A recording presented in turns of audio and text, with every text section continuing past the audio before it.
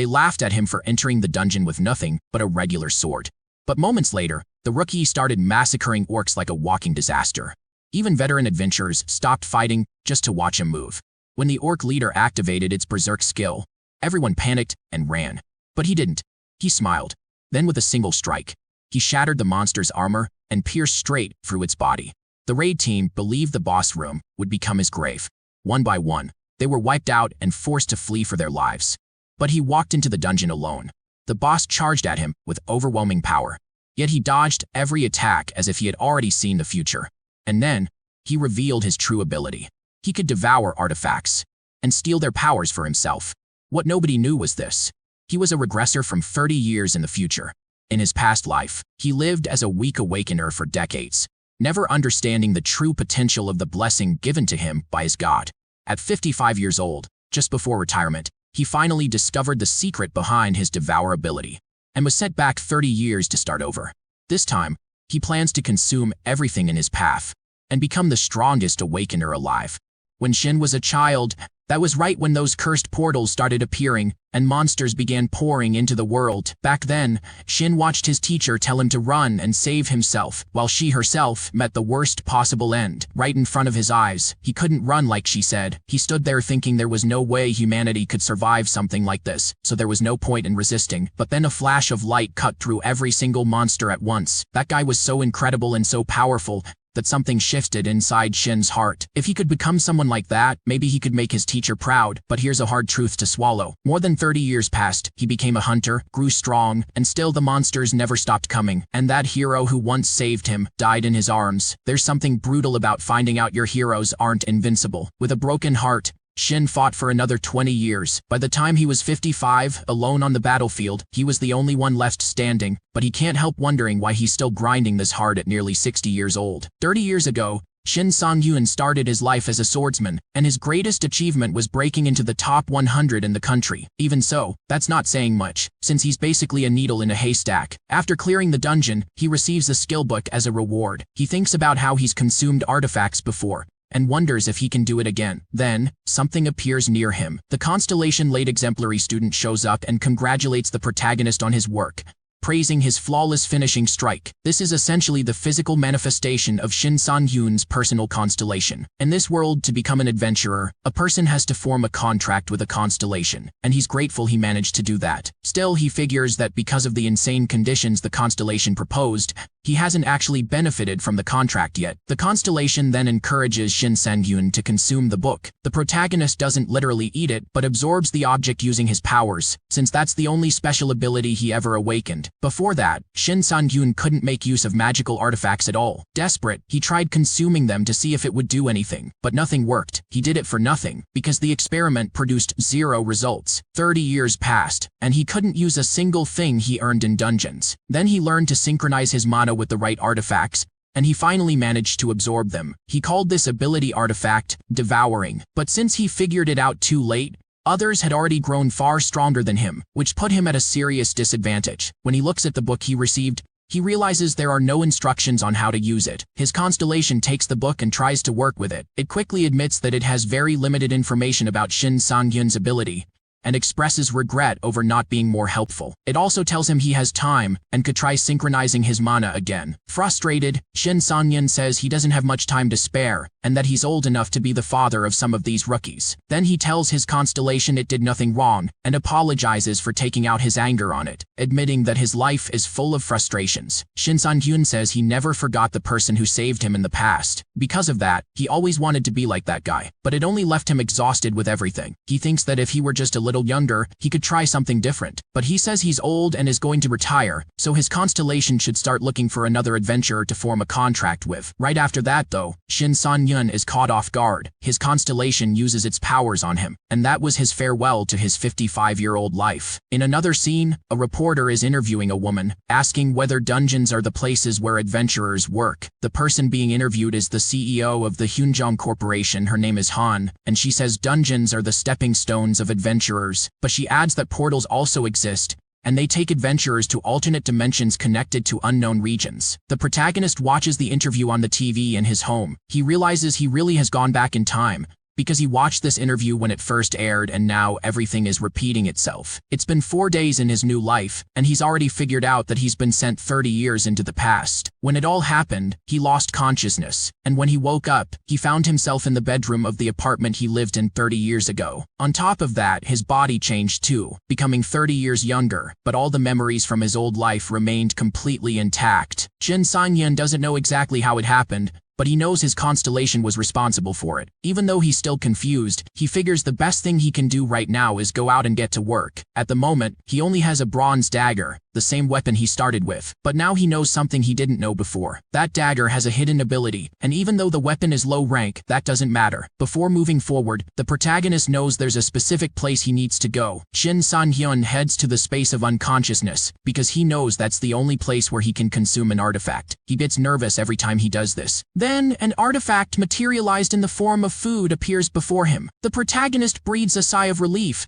because this time it showed up as normal food, and not some disgusting insect. He figures that if it were always like this, he'd level up really fast. When he eats the chicken, he absorbs the essence of the dagger and acquires the weapon's hidden ability, called Demon Strike. After devouring the artifact and returning, the dagger disappears for good, a consequence of having its essence absorbed. Either way, the protagonist gets what he wanted and is ready to go. In the middle of the city, a team is about to enter a dungeon. Yoon Dae-kyung, the team leader, is approached. The person in charge of transport says that Shin Sang-yeon, one of the team members, has left, and now they're one worker short. But Yoon Dae-kyung says Shin Sang-yeon left because he's joining his group. Confused, the transport manager asks how a newly awakened person was so quickly brought into an expedition alongside a team of adventurers. He points out that the young man didn't finish the Adventurer Academy, and that putting him in the field could be dangerous for everyone. Yoon Dae-kyung responds that he has everything under control, that he's the one responsible for the group and for contributing to the distribution system. With that, the transport manager feels intimidated and apologizes. Then,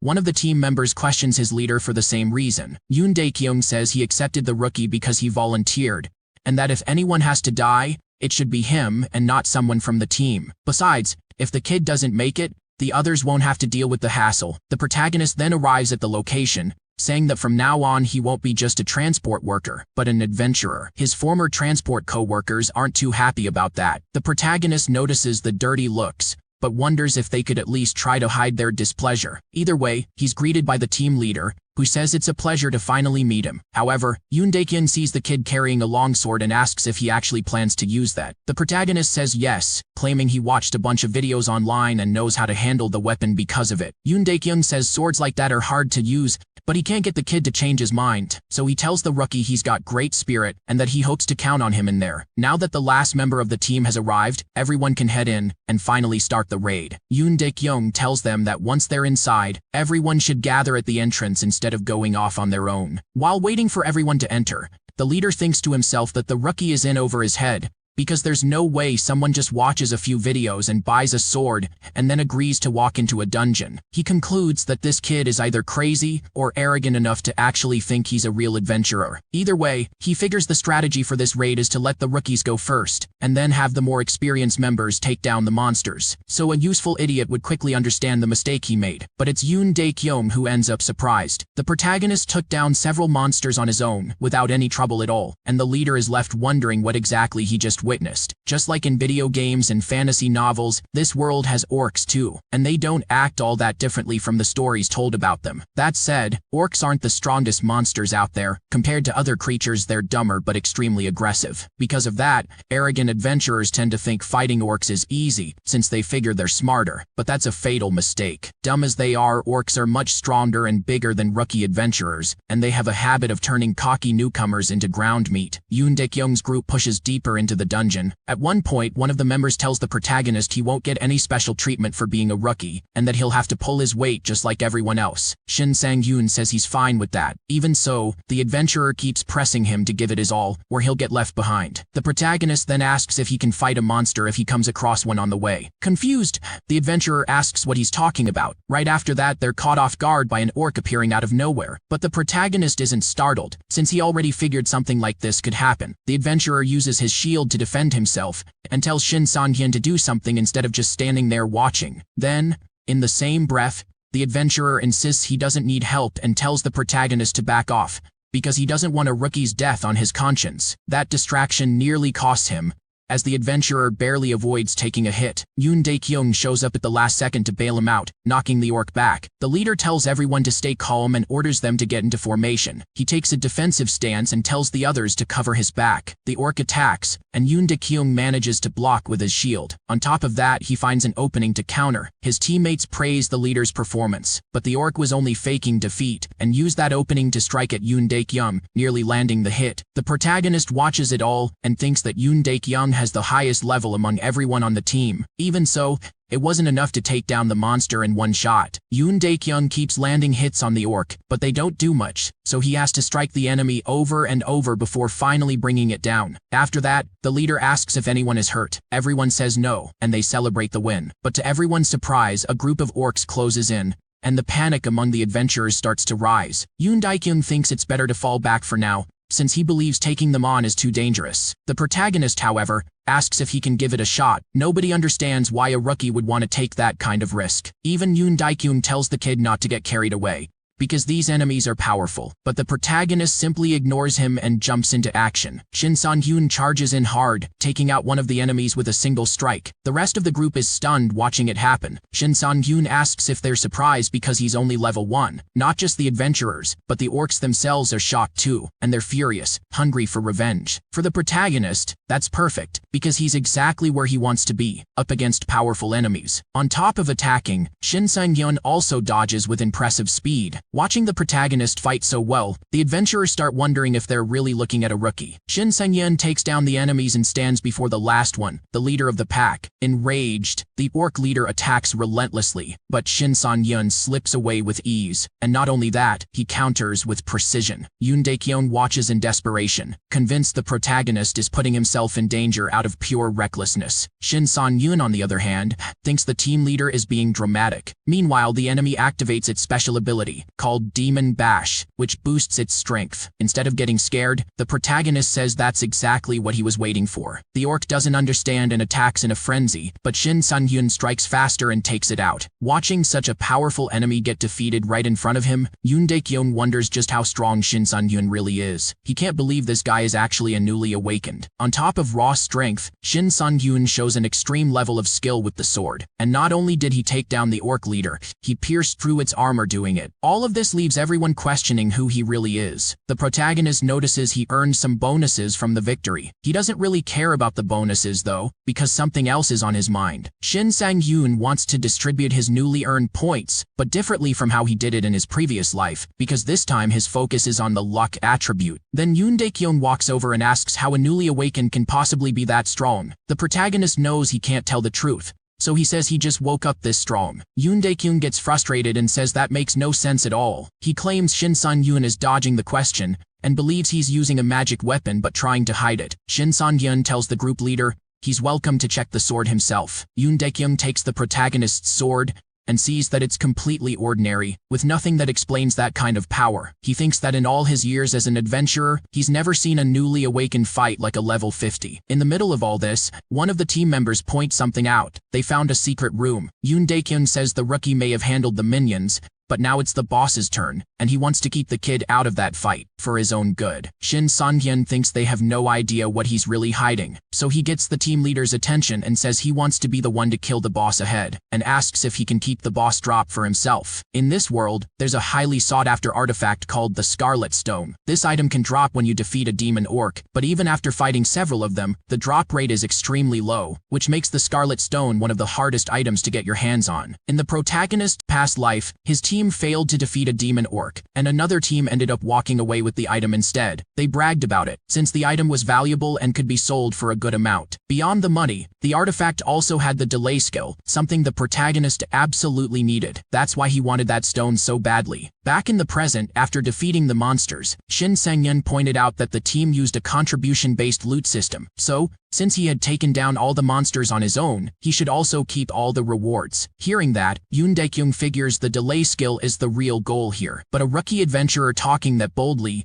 wasn't going to be accepted so easily by the rest of the group. Some team members say Shin Sun-yoon is getting way too full of himself, and that just because he took out a few orcs doesn't mean he should be jumping to conclusions. Even so, to everyone's surprise, the team leader agrees with the protagonist's request. He does say, though, that if the group can't defeat the dungeon boss, Shin Sun-yoon will have to take it down on his own. Only then can he keep all the drops. For the protagonist, that's not a bad deal at all, since he was planning to do that anyway. The leader tells Shin Sun-yoon to do as he sees fit. Deep down, Yoon Dae-kyung thinks this kid is going to get himself killed sooner or later, because he's nothing but an arrogant brat. He figures it's better to let him act on his own and learn that out in the field. What matters is a fighter's combat experience, not overconfidence. After that, the leader opens the boss room and they find the enemy. The monster is chained inside the dungeon's final chamber, and the Scarlet Stone is right there with it. Yoon Dae-kyung tells everyone to get ready for the fight. He figures the monster looks intimidating, but according to the guild guides, this isn't a difficult boss for a full team to handle. Still, he thinks that fighting it alone, no one would stand a chance. So Yoon Dae-kyung and his team move in to attack, but not long after, they're defeated. The leader can't understand why he had so much trouble against the boss. The protagonist thinks Yoon Dae-kyung charged in with so much confidence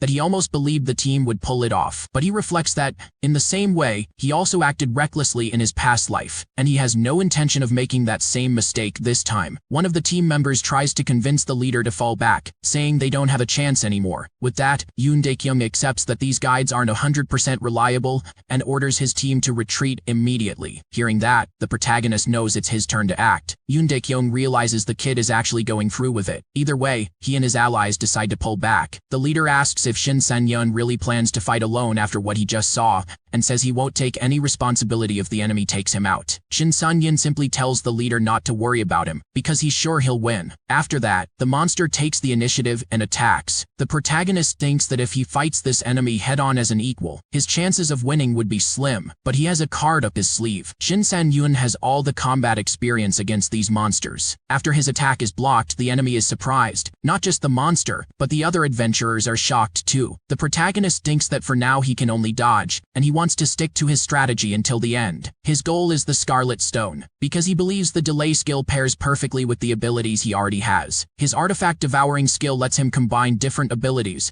and by using that to his advantage, the results can be incredibly powerful. He then taunts the enemy. Irritated, the orc decides to attack. Since the monster is blind, it relies on sound to navigate. Knowing that, the protagonist tries to use the situation to his advantage. He manages to move faster than the enemy, and lands a hit with ease. When struck, the orc drops its axe, leaving it unarmed. The protagonist used his skills to stun the boss for a few seconds. Watching it up close makes Yoon Dae-kyung wonder if a skill like that can really be used against such a powerful boss. Shin Sang-hyun says that despite being strong, orcs in general are pretty predictable. However, the protagonist ends up getting distracted, and because of that, the monster lands a hit on him. He barely avoided taking it full on. Shin Sang-hyun had momentarily forgotten a crucial detail. Orcs have a special self-regeneration ability. Stunning it again won't be so easy, and for that same reason, he thinks the delay skill would really come in handy. Either way, his only option is to attack the enemy head-on. Shin Sang-hyun starts fighting for real,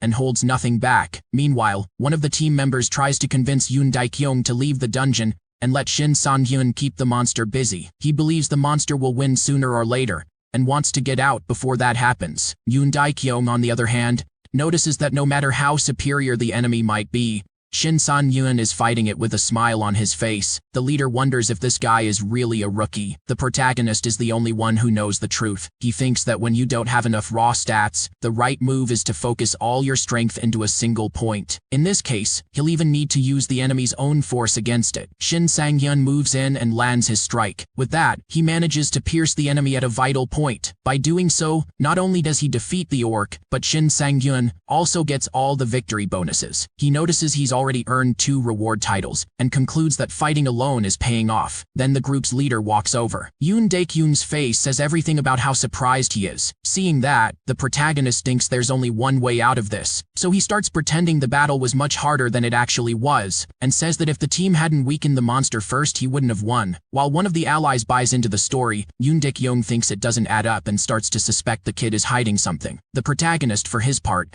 thinks it would be better if everyone just believed his version of events. Either way, shortly after, the Scarlet Stone drops from the monster. The leader thinks that as promised he can't keep the item, since it wasn't his team that defeated the monster. So he says the mid-boss has been taken down, but now it's time to get ready for the final boss. With that, he and his team move on with the expedition. Shin Sang-hyun is left alone with the drop and thinks he's finally going to get what he wanted. Sometime later, the protagonist heads back to the unconscious farm. The artifact he collected has transformed into a pork stew. Looking at such an appetizing meal, he thinks there's no way it could taste bad, so he eats it and assimilates the artifact, unlocking a skill called Delay. Shin Sang-hyun is a little nervous, since this is something he'd been looking forward to. On top of that, he realizes his new skill can be combined with Demon Bash, which amplifies the effect of both. The protagonist hadn't noticed this before, and now sees that he's sitting on a major advantage. He'd heard theories about it before, but since he'd never seen anyone actually pull off that combo, he didn't think it would really work. Right in the middle of that discovery, Yoon Dae-kyung interrupts the moment and asks to have a word with the protagonist. He says the next challenge is the final boss room, the Orc Berserker. But to Shin Sang-hyun's surprise, the team leader doesn't ask him to sit this one out like last time. Yoon Dae-kyung says that if he can't make use of a teammate like Shin Sang-hyun,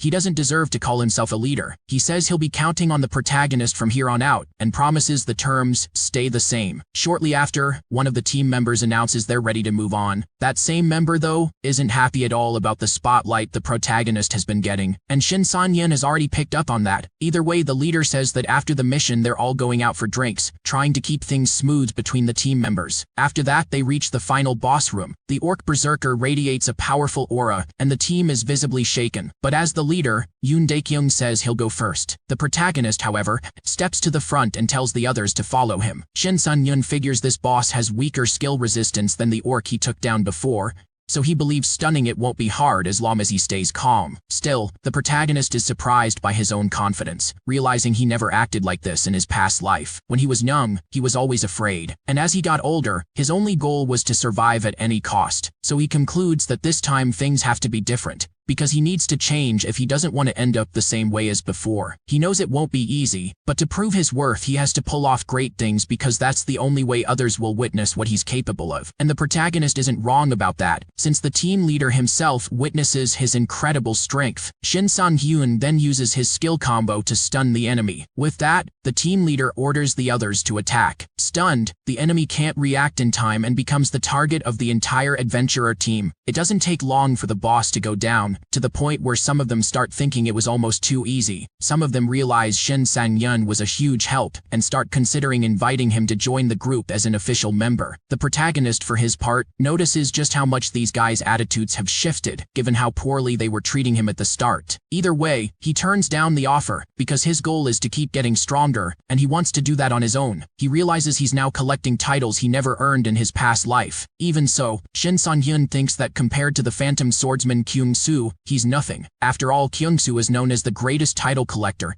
bearing the name of Perfect Swordsman, the strongest adventurer in Korea, and holding countless other titles. In just 2 years he had already surpassed level 500.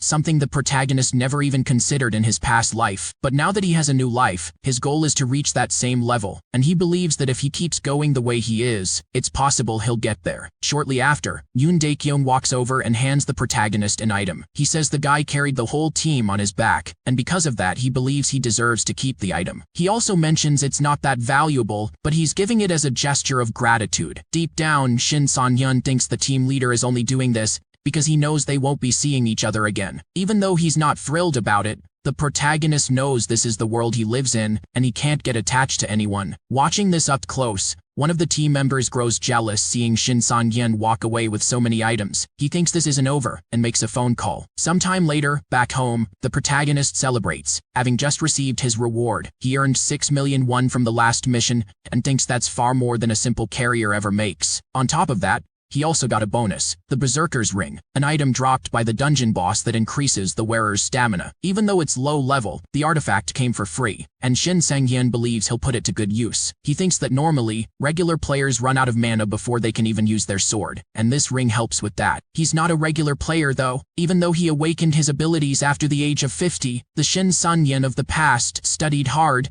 and in his previous life used many artifacts just like this one. He found out that the special effect of mana-dependent artifacts comes with a penalty, but eventually becomes cost-free. He doesn't worry much about the penalties now, because what matters to him is acquiring more skills. Far from there, at a private club in Gangnam, the blonde from the earlier team is demanding help for his revenge. His friend, though, tells him he's way too worked up and tells him to calm down. The friend also asks why he should get involved in a grudge that isn't even his. The blonde, for his part, says Shin Sang-yoon must be rich, because that's the only way he could get that strom in such a short time. He can't convince anyone to help him, though. Irritated, one of the gang members cuts the blonde's ear, making it clear they're not slaves or personal assistants who take orders. The enforcer says the blonde got hurt because he thought he had some kind of power over them, and he paid for that mistake. Either way, he asks where exactly this Shin Sang-yoon is. Meanwhile, Shin Sang-yoon is at a training ground. After a session, he decides to stop and rest for a bit. During that break, he remembers that the berserker ring, when it transformed into food,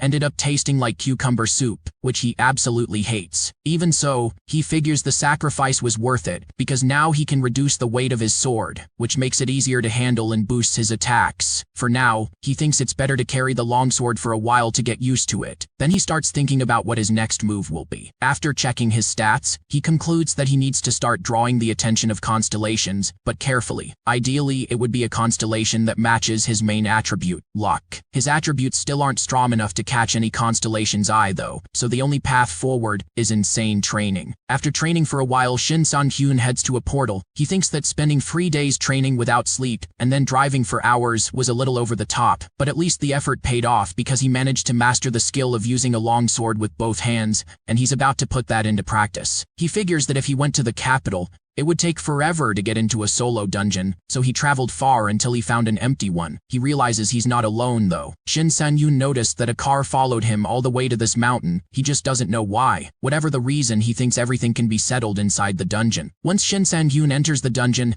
the gang members follow him in. He then points out that this is a dungeon exclusively for solo adventurers, so there's no way they ended up in the wrong place by accident. He states that he got there first and isn't giving up his priority. The gang leader responds that Shin Sang-yoon is no ordinary fool, unlike what they were told. Shin Sang-yoon realizes this isn't a regular group and understands they're there because of him. He also notices there are no healers or mages in the group. It's made up entirely of swordsmen and archers, which means they're hunters, and Shin Sang-yoon is the target. On the other side, the gang members say he'll be taken out right there and no one will ever know. Shin Sang-yoon thinks that in his past life, this kind of group was practically wiped out by the Adventurers Association. Groups like this usually have archers as their biggest threat. With that in mind, he says he wasn't just standing around waiting for nothing. He states that in a short while there will be 4 corpses on the ground, and asks how they plan to deal with that once they're back outside. One of the enemies gets furious, but the leader says they can handle this the easy way. The big guy, however, isn't interested in talking. Shin Sang-yoon provokes him, telling the enemy to listen to his boss. That makes the big guy even angrier, and he charges in. Shin Sang-yoon thinks there's no expression more fitting for a dungeon than the law of the strongest. He knows that monsters have always threatened his life, just like humans who try to steal artifacts, and people are usually more dangerous than dungeon monsters,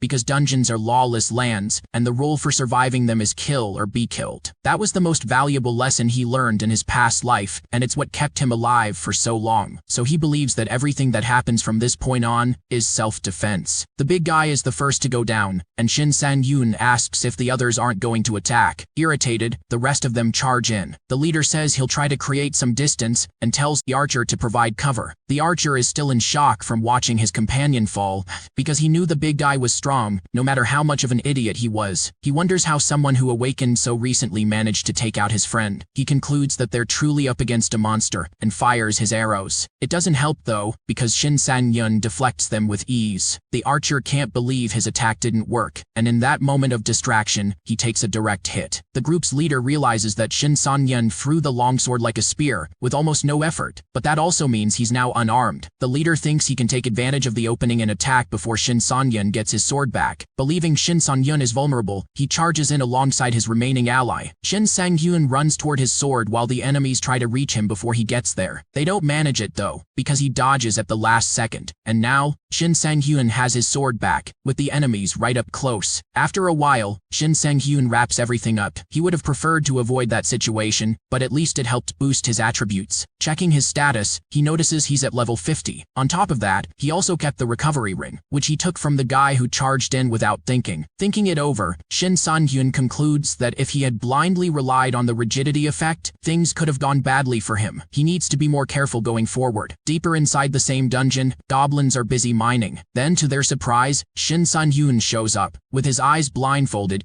he thinks about the condition for earning the Lucky Day title, which is to defeat 500 monsters while blindfolded. The goblins don't understand what's going on, because they can see that some blindfolded guy is staring them down. Shin Sang-hyun, for his part, wonders when they're going to attack. He can sense the enemies around him, but he can't see them, so he figures he has to rely on sound and be extremely careful. To do that, he sharpens his focus and tunes in to every sound in the area, and just like a superhero, he gets the hang of it. The moment the first goblin attacks, Shin Sang-hyun hits it with precision. Not only that, but he takes out all the nearby goblins and thinks the feeling is incredible. Then he picks up on an attack coming from a distance, but that's not a problem, because he catches the arrow mid-air before it can reach him, which leaves the enemy completely stunned. Shin Sang-hyun says it's been a pretty dangerous day, but that it reminded him of something from his past, and somehow his perception awakened, so he doesn't fear the enemies, and tells them they can all come at him at once. Without hesitation, the goblins attack, but they're taken out one by one. Shin Sang-hyun doesn't spare a single one, which only deepens the despair of some of them. In the end, he manages to eliminate them all. Once he receives the title he was after,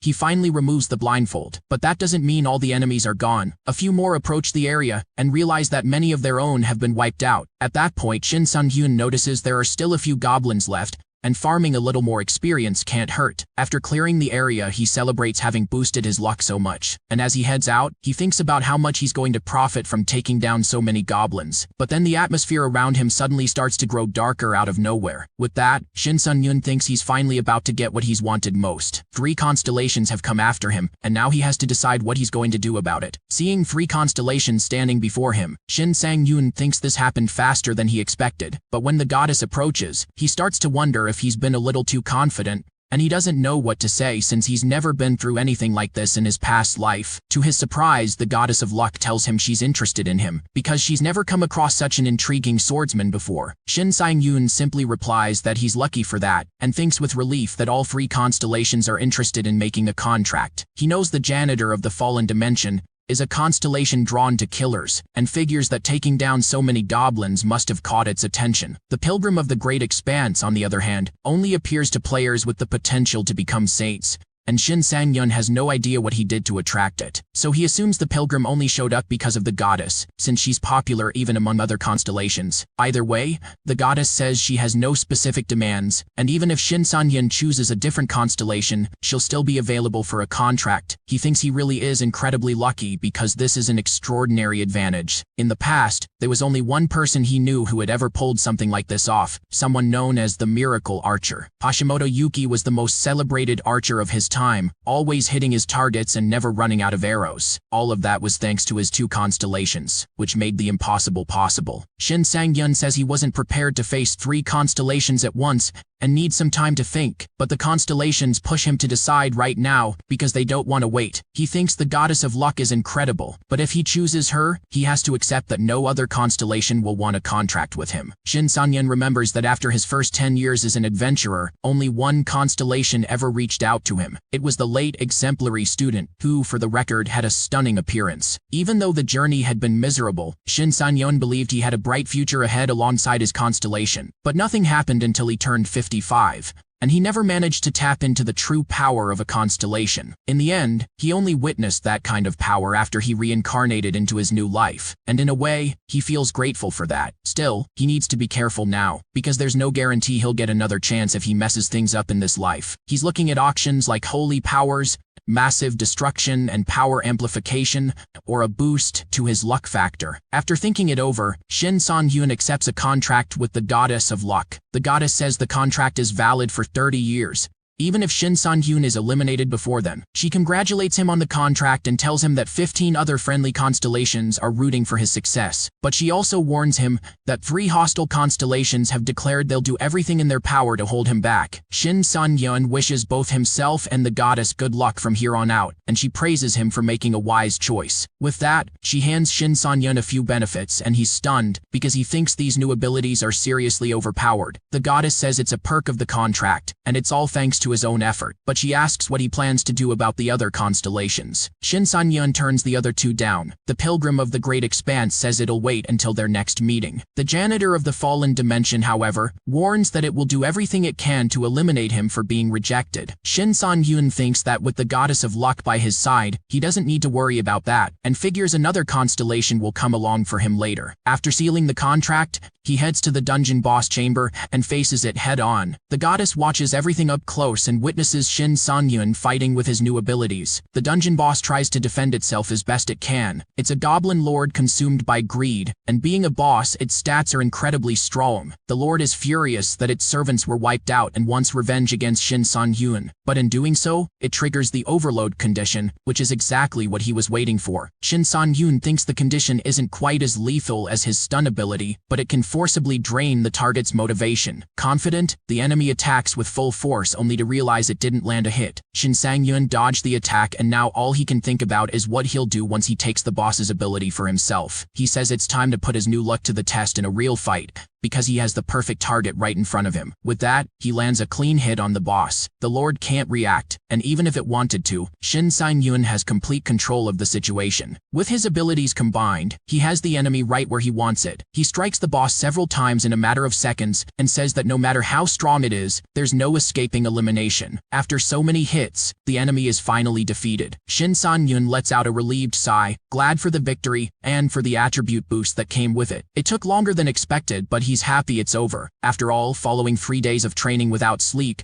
he had to deal with a gang, over 500 goblins, and now this boss. The goddess remarks that Shin Sang-yeon's luck is remarkably good, to the point where he managed to pull all of that off and still be standing. She says good luck is a skill in itself, and that she's grateful to be helping such a fortunate adventurer. Either way, Shin Sang-yeon decides to check his luck attribute and notices it's above 100 points, which means he's also hit the bonus threshold for that category. In other words, all of his other abilities have been affected by luck, and he now has a higher chance of success across the board. On top of that, luck also affects monster drops. Because of this, the dungeon boss dropped its shield, which happens to be a silver rank piece of equipment. Shin Sang-yeon says that thanks to the goddess, he's got a guaranteed artifact and he thinks it'll come in very handy going forward. He takes the opportunity to sync his mana with the shield, which gets the goddess incredibly excited. Sometime later, near Jamsil Station, the protagonist has just had a proposal turned down. He tries to convince the attendant to reconsider, but she's not willing to change her mind. Even so, Shin Sang-yeon feels like he can't give up. 2 hours earlier, while he was on the road, he thought the boss's shield had transformed into a solid meal, and figured it had something to do with his luck increase. But along the way, his car started throwing out a bunch of warning signals. That's when he realized he needed a new car, which was a problem, because he was already preparing to move, and now had another expense to deal with. Thinking about the recent attack he'd gone through, Shin Sang-yeon concluded that the safest move would be to live in the player's city, where there's constant surveillance. However, that would mean giving up better equipment in order to invest in the new place, and now a new car on top of that. Either way, to make any of that happen, he'd need money. And at that moment, there was only one place where he could get what he needed: the Adventurers Association. By joining, he could take on missions and earn more money. Back in the present, the attendant in charge of helping him refused to let Shin Sang-yeon enter a level 100 dungeon, and asked him to accept something more appropriate for his level. But the protagonist insists he won't cause any trouble, and is confident he'll do just fine, even at level 17. The attendant claims she once spoke with an adventurer who said the exact same thing, and that it didn't end well for him, so she wasn't about to make the same mistake. The protagonist knows plenty of people overestimate their abilities, but unlike them, he's been through a regression and knows exactly what he's doing. In the middle of the argument, someone walks over and asks what's going on. This is Kim Miso, an adventurer from the Eden Guild. Shin Sang-yeon knows her, and he knows she's the Devastation Shooter, the first to reach level 100 and earn the title of Shooter. But what stands out most is that she's the daughter of Kim Yoon-cheol, president of Shinseong Biotech. She also teams up with Shin Tairi, the Shadow Assassin, the greatest assassin adventurer in Korea. And then there's Cho Jinho, one of the top swordsmen in the country. They're all part of the Eden Guild, where Kim Yoon-cheol is the largest shareholder. In other words, Kim Miso was born with the biggest silver spoon in the history of adventurers. For her part, Kim Miso says she's never seen the protagonist before, and asks why he's pushing so hard to get into a level 100 dungeon. Seeing the two of them talking, some adventurers figure Kim Miso is just being nice to a newcomer, since only someone inexperienced would make a request like that. Answering her question, the protagonist says he needs money and is fully aware of the challenge ahead. He remembers that in the past, he asked to join Kim Miso's guild, but even though he was rejected, he holds no grudge against her. Either way, Kim Miso asks if the protagonist is aware that he won't be able to proceed with the mission, since single-player parties aren't allowed. Hearing that, the protagonist remembers that solo adventurer missions won't be available for another 4 years. He had forgotten about that, so he apologizes for the trouble and says he's on his way out. But Kim Miso makes a proposal and invites the protagonist to join her in the dungeon. The other players are stunned when they hear that, practically dying of envy. The protagonist, for his part, wonders what Kim Miso is planning with this invitation. She explains herself, saying she's simply trying to help a new adventurer. But Shin Sun-hyun says it's nothing personal. He just doesn't make a habit of trusting other people. Kim Miso says she has no specific conditions for accepting him, but that if the protagonist lets her down, he'll have to pay for it. With that, Shin Sun-hyun realizes she wants to put him to the test. He knows Kim Miso's influence goes beyond being a player, since she's also a model, and the clothes she wears tend to sell extremely well. However, the moment she spots a player with too much confidence, she practically declares the end of their career. Before entering the building, Kim Miso had figured that most of her guild members were busy, and that she needed to find someone to join her on a mission. When she walked in and saw someone begging for a chance, she didn't think twice. Because of the minimum party size rule, the protagonist had run out of options. But to Kim Miso, what stood in front of her was a player full of confidence, and since she didn't know him, she was curious about him. Back in the present, she asks which mission Shin Sun-hyun had requested. The receptionist reveals it was a defense mission, which involves eliminating all monsters on the way to the Guardian Tower. Kim Miso is surprised to learn that the protagonist didn't choose a collection or attack mission, but a defense one. According to the requirements, this mission is only completed after defeating every single monster, which is why a party of 4 players is recommended. But he wanted to do it alone, which Kim Miso considers a serious mistake. The protagonist then asks if she got nervous when she heard the details. He says he's fine working with Kim Miso, but that if she prefers, she can bring more people into the party. Kim Miso says that won't be necessary, concluding that just the two of them, her and Shin Sang-yoon, are enough to handle this mission. The moment they accept the mission, both of them are teleported into the dungeon. The receptionist hopes nothing bad happens to them, while the other players watch in disbelief. Even knowing Kim Miso's abilities, they can't see how she and a newcomer could handle something this difficult on their own. One of them disagrees, though, and points out that the association created a new rank system specifically to measure adventurers' strength and scale the dungeons accordingly. In this system, there are 2 criteria for earning a rank. The first is the number of completed dungeons, and the second is a player's overall battle sense. Kim Miso received A+ purely based on her battle sense. That means there are no known monsters stronger than her, so that newcomer who went with her is pretty lucky to have someone that powerful by his side. After a while, already inside the mission, Kim Miso stays in the rear, since she's an archer. She thinks she needs to hold up her end of the deal, so she'll do her best to protect the protagonist if things get out of hand. Still, she thinks Shin Sun-hyun is way too confident, and that it's going to cost him, so she figures this mission will teach him a lesson. 30 minutes earlier, the protagonist had asked her to step in only if necessary, and said that if she held to that, he'd give her 5% of the profits. Kim Miso said 5% to just stay in the back was something she'd accept, but she argued it was impossible for anyone to complete this mission alone, since there would be at least 300 enemies nearby. She believed this mission would be tough even for high-level players. Even so, the protagonist insisted he could do it, so Kim Miso said she'd take 1% for every monster the protagonist failed to kill, and that if he let 95 of them through, she'd get nothing. Back in the present, the protagonist faces the wolves, convinced he won't leave a single one for Kim Miso, since he plans to take them all out before she ever needs to act. With that, he charges at the enemies. From above, Kim Miso has a clear view and can watch the protagonist in action. That's when she realizes he's not just some arrogant player, but a genuinely skilled adventurer. His stance emphasizes a superior reach, something Kim Miso has only seen in her own teammate. On top of that, she notices the protagonist avoids unnecessary movements and takes out multiple enemies with each attack. Still, she thinks it might not be enough, since there are a lot of enemies surrounding Shin Sang-hyun, and these aren't monsters a level 17 player can handle easily. But then Kim Miso notices something. All the monsters suddenly stop attacking. She quickly understands that the protagonist stunned the enemies. She's so caught off guard that she loses her balance and nearly falls from a considerable height. Either way, she now understands why Shin Sang-hyun was so confident from the start, but she can't help wondering where this guy came from. The protagonist keeps attacking the monsters. He takes down the smaller wolves and finally comes face to face with the strongest of them, the Black Wolf, leader of the pack. Shin San-hyun thinks he's never faced this enemy before, but feels a strange familiarity with it. He also notices the enemy has the same ability as him, stun. Even from a distance, Kim Miso gets hit, but thanks to an artifact, she isn't stunned. She realizes she barely got away with it. Even so, she figures the protagonist wasn't as lucky, and that she needs to help him if he's in danger. Kim Miso believes that even if Shin San-hyun can stun enemies, someone at a low level won't be able to escape an enemy with the same ability. But she quickly realizes she was wrong when she sees the protagonist move,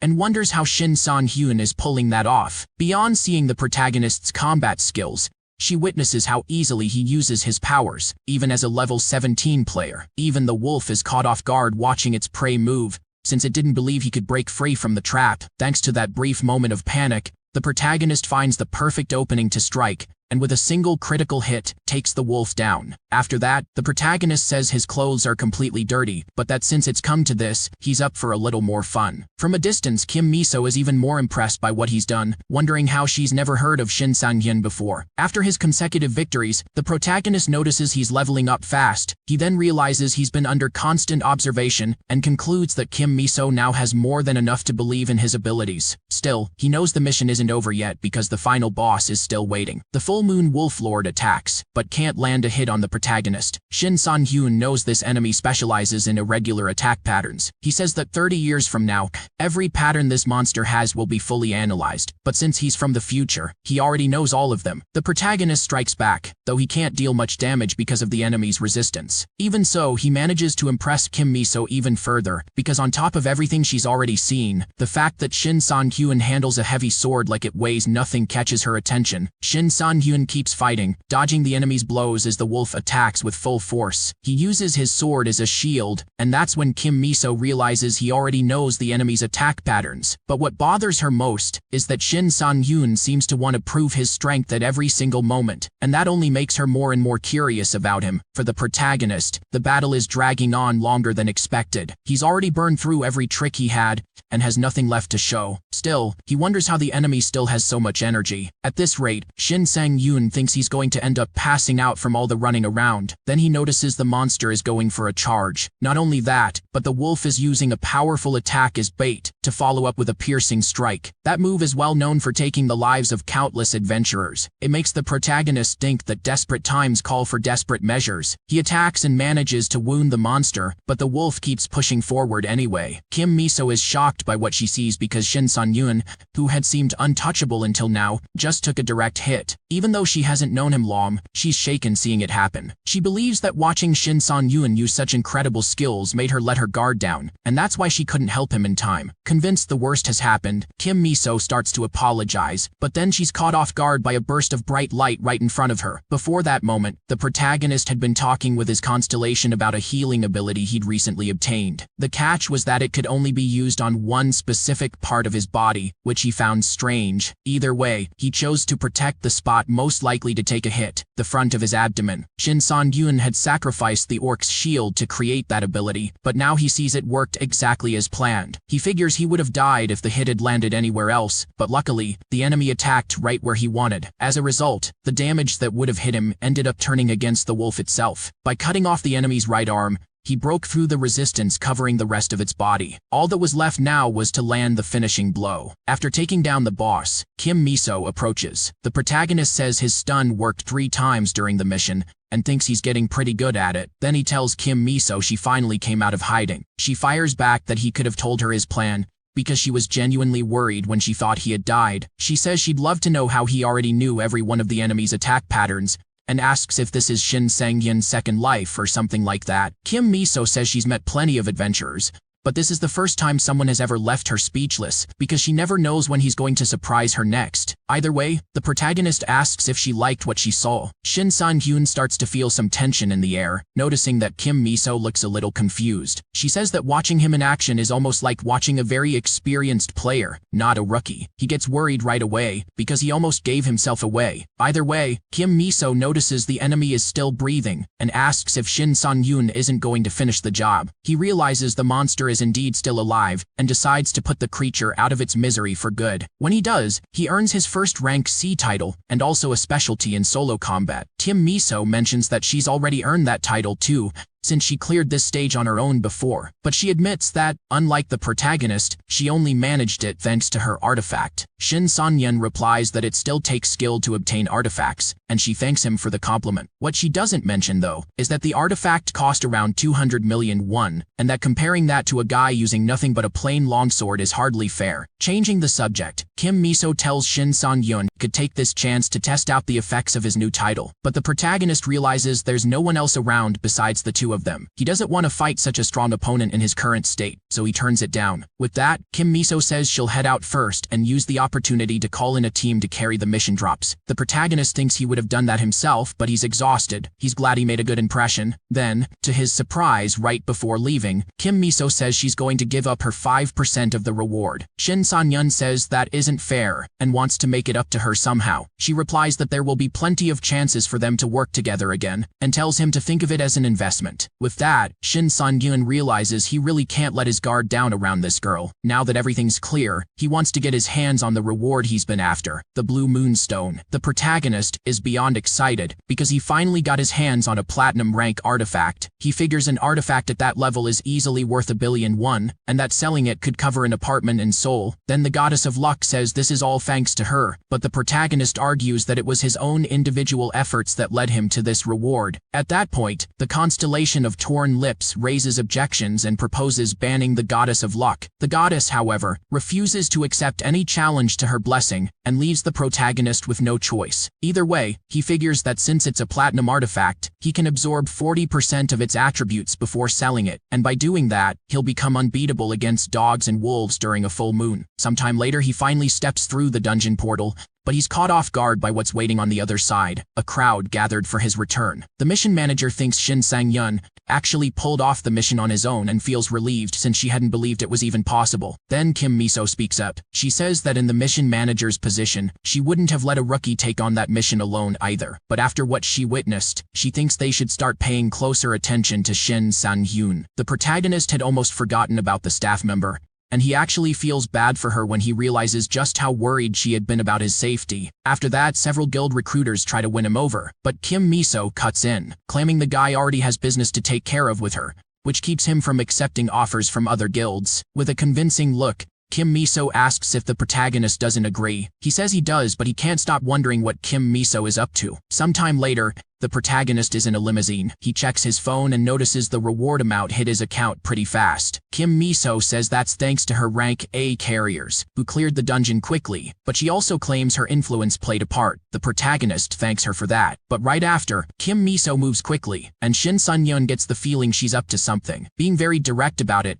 Kim Miso invites him to join her guild, Eden. After receiving the invitation, the protagonist comments that the girl seems pretty confident he's going to accept. Kim Miso replies that there's a reason her guild is called Eden, and that Shin San-yun won't regret joining. The protagonist thinks that, before his regression, he was a member of a small guild, but somehow felt comfortable being accepted by someone. Everything worked out fine, until a traumatic accident happened. Because of that, he believes the best thing to do in his current state is to keep working alone. So he turns down the invitation. Kim Miso asks if he's planning to start a one-man guild. The protagonist compliments her on the insight, and she points out that she's the daughter of a major corporation's director. Given Shin San-yun's abilities, it wasn't hard to figure out what he was planning, but what matters to her is being the only one who knows more about Shin San-yun. Hearing that, the protagonist realizes the girl has laid all her cards on the table and shown genuine interest in him. On top of that, she built a mutually beneficial relationship, which shows just how good she is at negotiating. Sometime later, in the C-rank player's city, the protagonist heads to an apartment for a visit and hears an acquisition proposal. He comments that,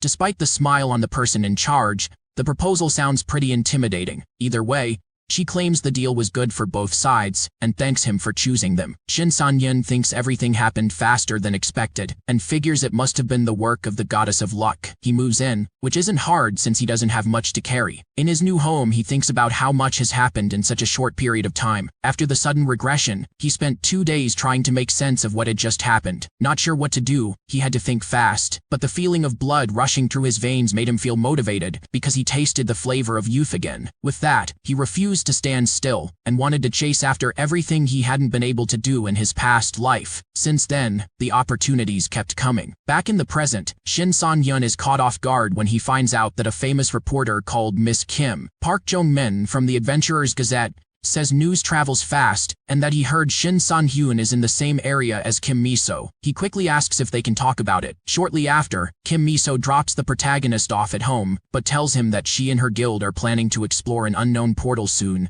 and she'd like to know if he wants to come along. She explains it's a 4-person team for players at level 120 or below, and that she understands if he doesn't want to go. But the protagonist accepts right away. He turned down the guild invitation so coldly that the girl figured he'd turn this one down too. But the protagonist is genuinely interested in entering a high-level portal and doesn't care about the rest. Dungeons tend to be fixed locations, so the monsters and traps follow a predictable pattern. Portals, on the other hand, are usually dynamic, making them the opposite of dungeons. Even so, Shin Sang-yeon knows that the higher the risk, the higher the reward. On top of that, when entering an unknown portal for the first time, an adventurer has a chance to find a high-level artifact. He also figures that Kim Miso probably has plenty of experience with unknown portals. Otherwise, there's no way she could ignore debuffs like the one from the Black Wolf. Since he accepted, Kim Miso says they should exchange contact information. She hands him her phone so he can type in his number, but ends up revealing something she didn't mean to. The girl immediately realizes her mistake and gets flustered. She says her head has been a mess lately. Even so,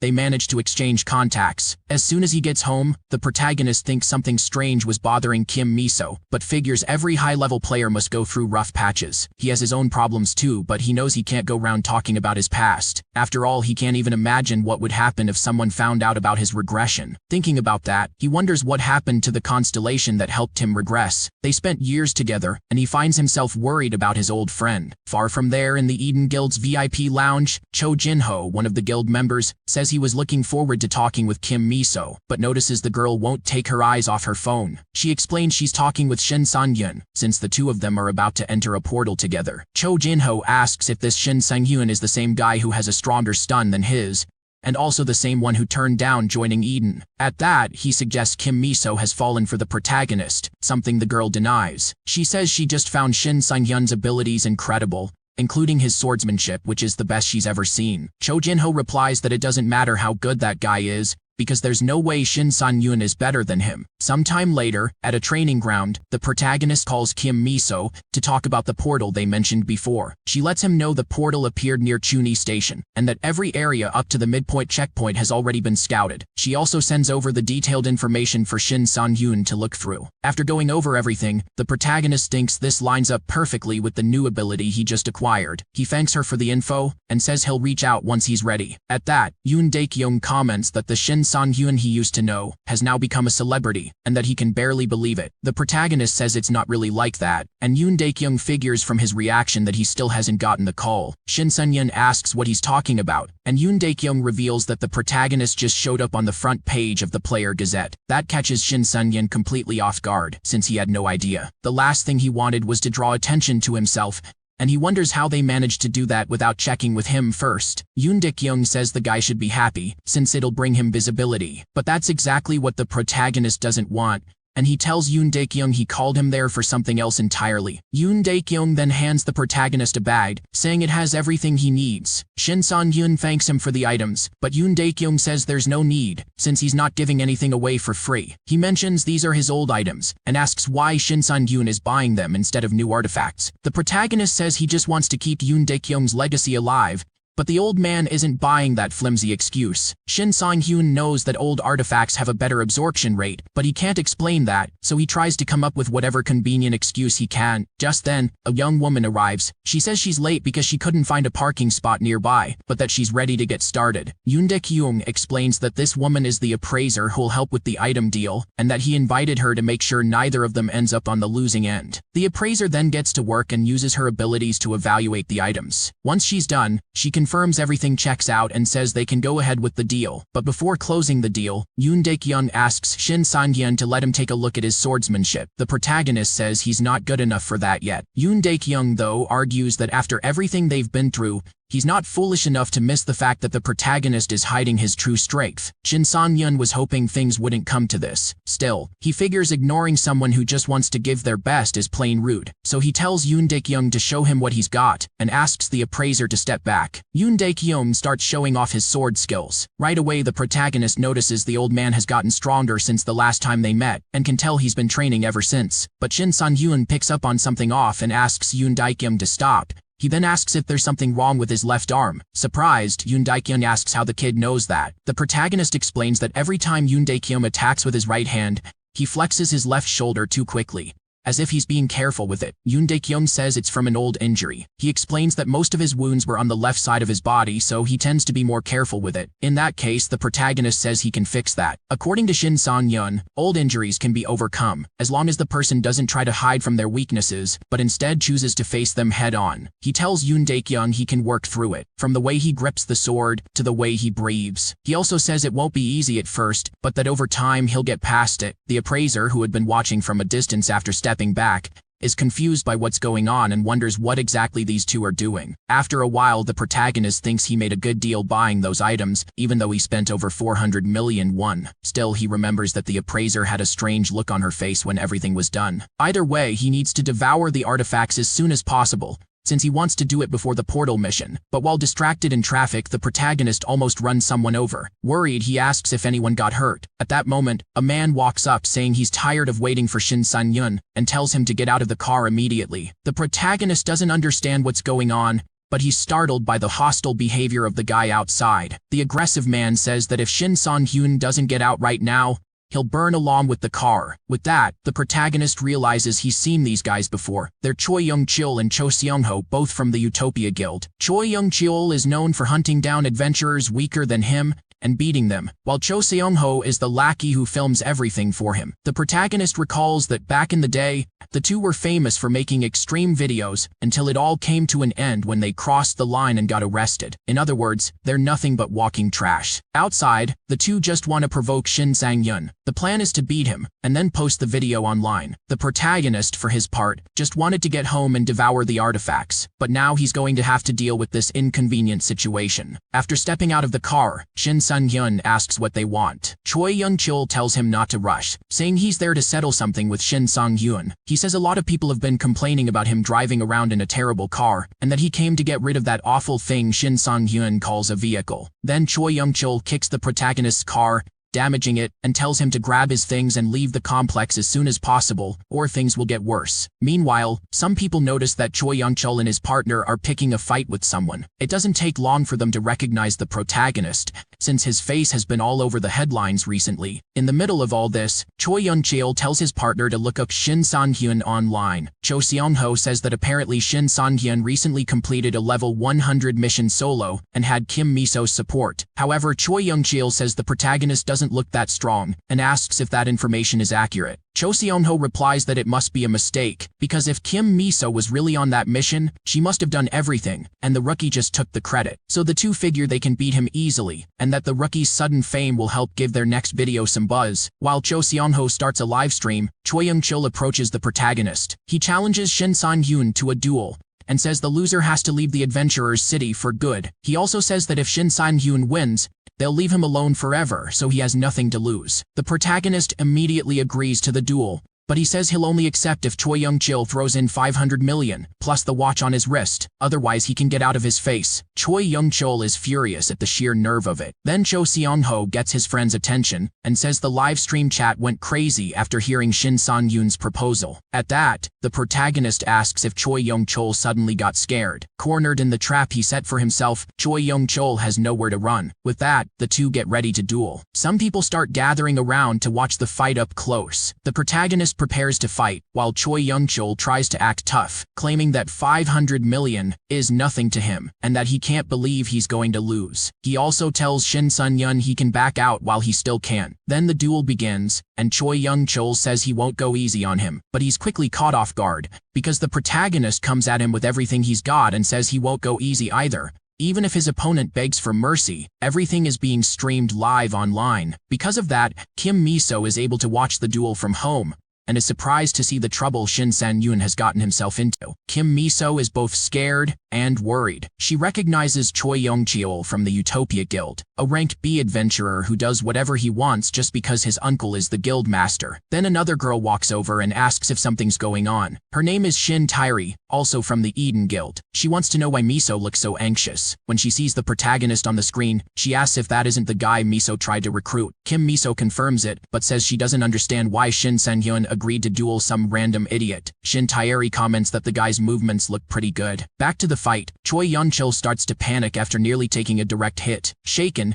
he calls the protagonist a lying cheater and says he's going to put him in his place. Shin Sang-hyun uses his sword to block the attack, and when Choi Young-chil realizes it did nothing, he panics all over again. Not just him, but everyone watching is stunned by Shin Sang-hyun's strength, to the point where they're wondering where someone like that even came from. The protagonist, for his part, thinks that for the first time since his regression, his body is doing exactly what he wants it to. 3 hours earlier, he had just wrapped up the equipment acquisition deal and thanked the appraiser for her time. She said she was just doing her job. Excited, Yoon Dae-kyung said he'd just made some good money off the deal and asked if they'd like to go out for drinks. Shin San-yeon turned him down, saying he had an urgent commitment, which left Yoon Dae-kyung far from happy. He still pushed the appraiser not to bail on him either, but she said she had somewhere else to be. For the protagonist, that important commitment was devouring his new artifacts as soon as possible. Once he managed to get away from the group, Shin San-yeon took a moment to check the artifacts' stats and noticed their adhesion rate was 90%. The goddess of luck took credit for that herself. Shin San-yeon had expected 10% at most, but was happy to have such a high rate for used equipment. Taking the opportunity, he mentioned that the goddess of luck is quite popular among the constellations, and asked if she'd ever heard of a constellation called the Late Exemplary Student. At that question, the goddess thought Shin Sang-yeon was trying to replace her with someone else, but the protagonist clarified that wasn't it. He explained that this constellation was important to him, and that he just wanted to know if she was doing well. The goddess of luck said she was feeling generous and would help him gather information about that constellation. With that settled, the protagonist figured he'd better get back to his meal, and transfigured the artifacts into a fine feast. He was practically drooling with joy, as the items had turned into his 5 favorite dishes. Even though they were used, Shin San-yeon realized the artifacts were proving quite useful, and he found himself wondering just how strong he'd become after devouring all of them. Back in the present, he concludes that even though he's gotten stronger, the effects of the artifacts are a little disappointing. Furious, his opponent decides to go all out. Watching from afar, Kim Miso grows worried about the protagonist. Unlike her, Shin Tairi is confident that Shin San-hyun will dodge the attack. The protagonist, for his part, charges forward and tells his opponent not to forget he owes him 500 million plus a watch. From outside the fight, Cho Seung-ho thinks the protagonist walked right into the trap. Mid-attack, Shin San-hyun is frozen in place, and Choi Young-chil declares that the victory is his. Shin San-hyun's feet end up frozen, and for a moment he can't move. Shin Tairi is surprised, since she didn't expect him to get caught that easily. But her friend says it's not quite like that. The Shin San-hyun she knows can get out of something like this without any trouble, and there's a reason she tried to recruit him for her guild. Sure enough, Shin San-hyun breaks free from the trap shortly after. Even Choi Young-chil is caught off guard. He can't believe a rookie is capable of removing negative status effects, but he's about to find out just how wrong he is, because the protagonist comes at him from above and catches him completely off guard. Shin San-hyun says that the fact that this is a training duel is the only thing that saved his opponent from being finished off, because otherwise he wouldn't be breathing anymore. With that, the duel ends, and every single one of Choi Young-chil's followers watches his defeat live. Watching the stream, Cho Seung-ho notices that this rookie has a strange aura and wonders who this guy even is. Shin Tairi watches the protagonist closely and picks up on the fact that he has a type of awakening ability. She doesn't know exactly what it is, but judging by his darkened eyes, she thinks it might be something psychedelic. This ability causes extreme fatigue whenever the user takes damage, which means Shin San-hyun is confident enough to act as if he's not going to get hit at all. Confused, Kim Miso points out that Shin San-hyun didn't use that ability the last time they were together. Her friend says there are 2 possibilities. Either Shin San-hyun had no reason to use it back then, or he has a way of picking up new abilities in a very short period of time. Far away, at the appraiser's place, she realizes she missed something in her evaluation. One of the artifacts Shin Sang-hyun bought had a hidden ability, and he should have tested it before using the artifact in combat. She identifies it as a psychedelic ability, but she also notices that the activation rate is extremely low, so he would have needed a lot of luck to pull it off. Little does she know that the protagonist is overflowing with luck, since he made a contract with the constellation responsible for that very attribute. Speaking of Shin Sun-yun, he asks his defeated opponent if he's going to hold up his end of the deal. Furious, Choi Young-chul thinks he only lost because he let his guard down, since he believed he was up against a simple show-off of a rookie. He refuses to accept the defeat and decides he needs to fight seriously now. He plans to fall back first and then come up with a new attack strategy, because he never would have agreed to this duel if he'd known from the start who he was dealing with. Choi Young-chul blames his friend for giving him false information about the opponent, and he's already thinking about what he'll do to him once this fight is over. The protagonist attacks anyway, telling his opponent not to afford himself the luxury of getting distracted. Shin Sun-hyun says that if his opponent still isn't satisfied, he'll give him a bitter taste of his power, and he can do it as many times as needed, since training mode prevents either of them from being taken out by a fatal blow. Desperate, Choi Young-chul begs the protagonist to stop and says he accepts the defeat, promising to pay what was agreed. Shin Sun-hyun replies that this fight ended a while ago, and that now he's just getting his revenge.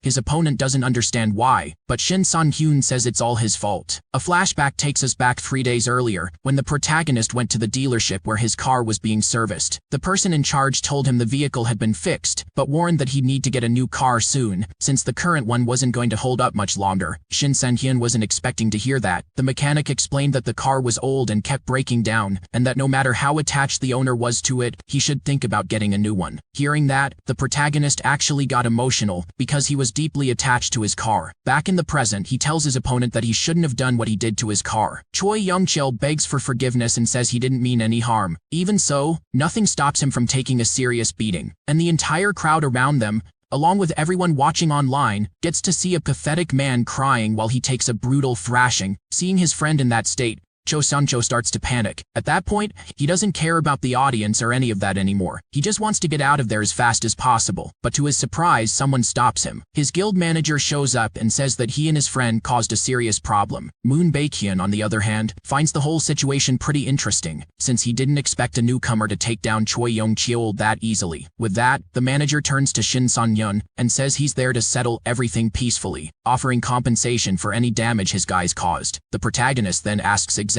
who he's talking to. Moon Baekhyun is taken aback by that level of arrogance. He notices that Shin Sun-hyun is very confident, but also picks up on the fact that his skill doesn't match his level, and figures the guy is hiding something. Either way, Moon Baekhyun formally introduces himself as the manager of the Utopia Guild, and says he'd like to make a proposal. He states that the guild will cover any damage his guys caused, and that, in the interest of building a good relationship, he promises to handle everything in the best way possible. The protagonist then says that 2 billion should take care of it. The manager is shocked by the amount but understands why it's being asked, and wants to know if Shin Sun-hyun would accept installment payments. Sometime later, the protagonist gets home but barely makes it inside, since his door is surrounded by journalists. After dodging some uncomfortable questions, he decides to focus on what actually matters. Shin Sun-hyun thinks about how he needs to prepare for the upcoming raid. He's been really busy and had to leave the prep to the last minute. Still, he figures he'll be fine after the progress he's made recently. He looks over his stats and notices they've gone up quite a bit, and he's eager to test the upgrades in the field. Even so, he's still a little worried, because he realizes that during the fight against the wolf, he lacked the skill to handle things the way he would have wanted. His attacks were limited compared to his previous life, and if the opponents he'd faced recently had been just a bit stronger, he might have lost. With that in mind, Shin Sun-hyun concludes that he needs to focus on getting even stronger, because he doesn't want to end up the same way he did before. On top of that, he also thinks about the second invasion that will happen in 2040, and feels like he has to prevent that from happening no matter what. But to do that, he'll need to grow stronger, just like the knight who saved him when he was a child. Then the protagonist's phone rings. Reporter Park Jung-min says they have an interview scheduled, and asks if Shin Sun-hyun is going to show up. The protagonist had completely forgotten about it. He thinks about how the raid starts at 7, and the interview is at 2 in the afternoon. On top of that, he only has 15 minutes, so if he wants to make it on time, he's going to have to run. As he leaves the house, the reporters try to surround him again, but the protagonist gives off a dark aura and tells everyone to get out of his way. A little while later, Park Jong-min spots the protagonist, but notices something seems different about him. He quickly picks up on the fact that Shin Sun-hyun's appearance has changed, and asks if he was in a dungeon before coming. Shin Sun-hyun says no, but apologizes for being late. Either way, the journalist kicks off the interview,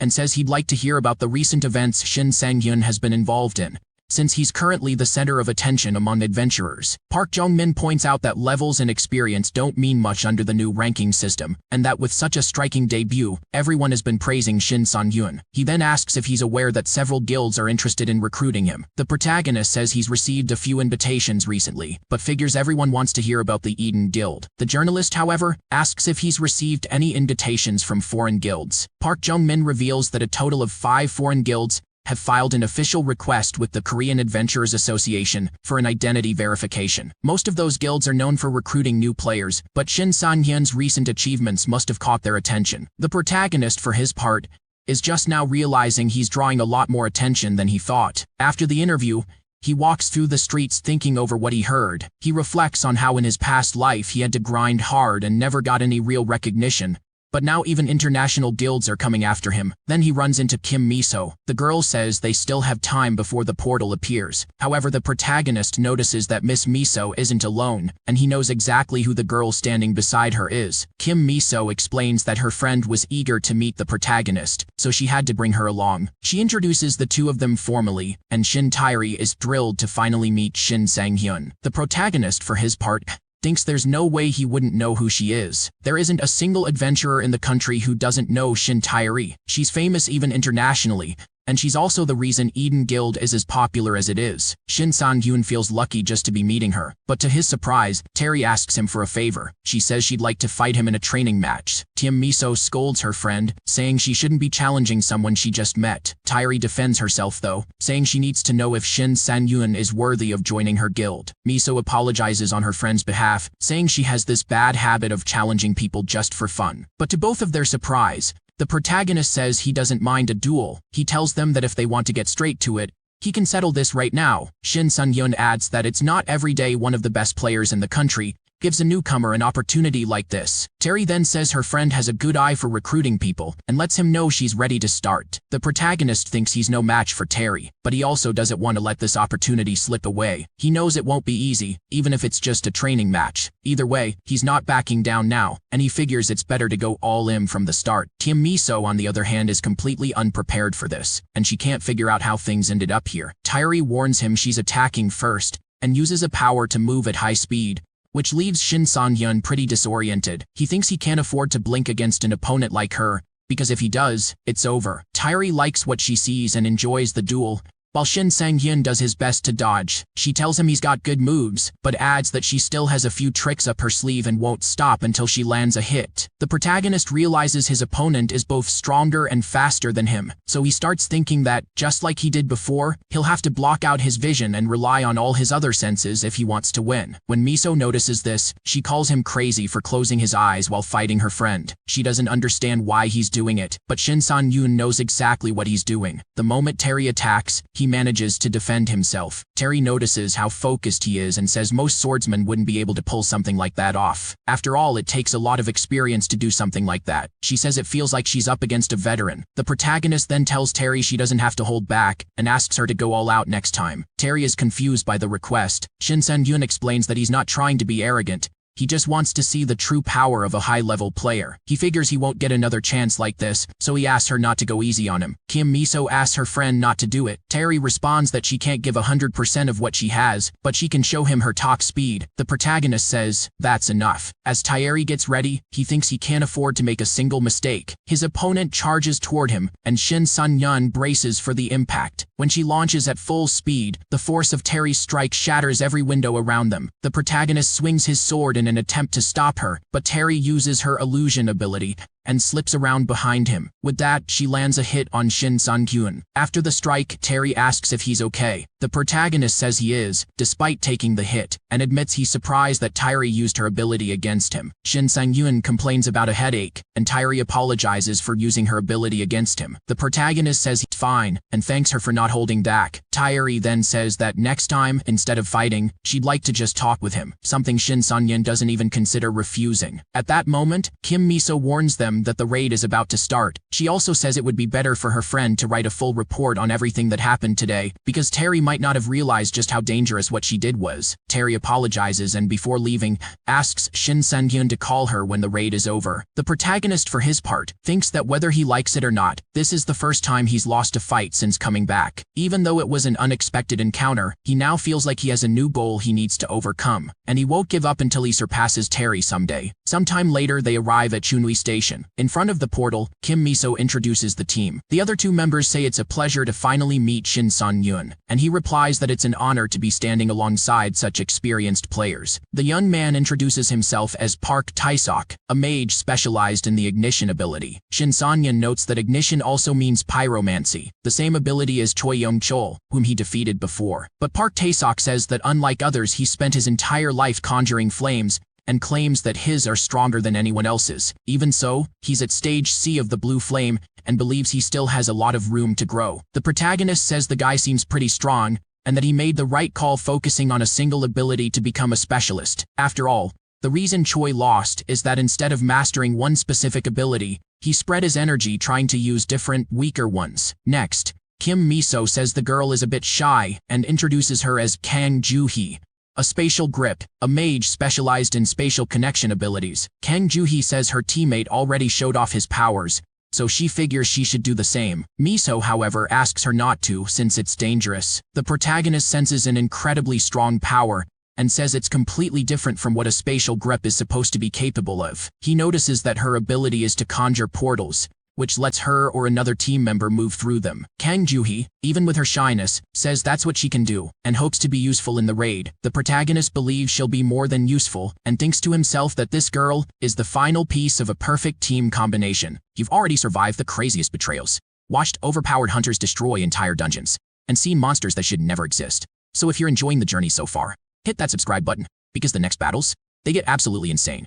Most viewers watch, but only real hunters join the raid. Subscribe now and become part of the squad before the next chapter drops, because trust me, you do not want to miss what happens next. Shin Sang-hyun fights at close range, Kim Miso attacks from a distance, Park Tae-sok covers the gaps, and Kang Joo-hee helps with escape routes if needed. The protagonist thinks all they're missing is a healer for this to be a perfect team. On top of that, he notices the chemistry between them is incredible, and realizes this isn't the first time these three have worked together. To Shin Sang-hyun, that kind of bond is crucial for a team's survival. He's thought that way since his past life, but back in the present, Kim Miso asks what Shin Sang-hyun is thinking about. She hopes he didn't get too hurt during the fight with her friend. The protagonist says he just got lost in his thoughts for a second, but he's ready to keep going now. As they enter, they come face to face with an unknown frozen world. Shin Sang-hyun takes the moment to thank his teammate, saying that if it weren't for Park Tae-sok's heat buff, they'd all be frozen by now. Miso comments that the weather wasn't like this the last time. Then she notices that Shin Sang-hyun has another weapon besides his longsword,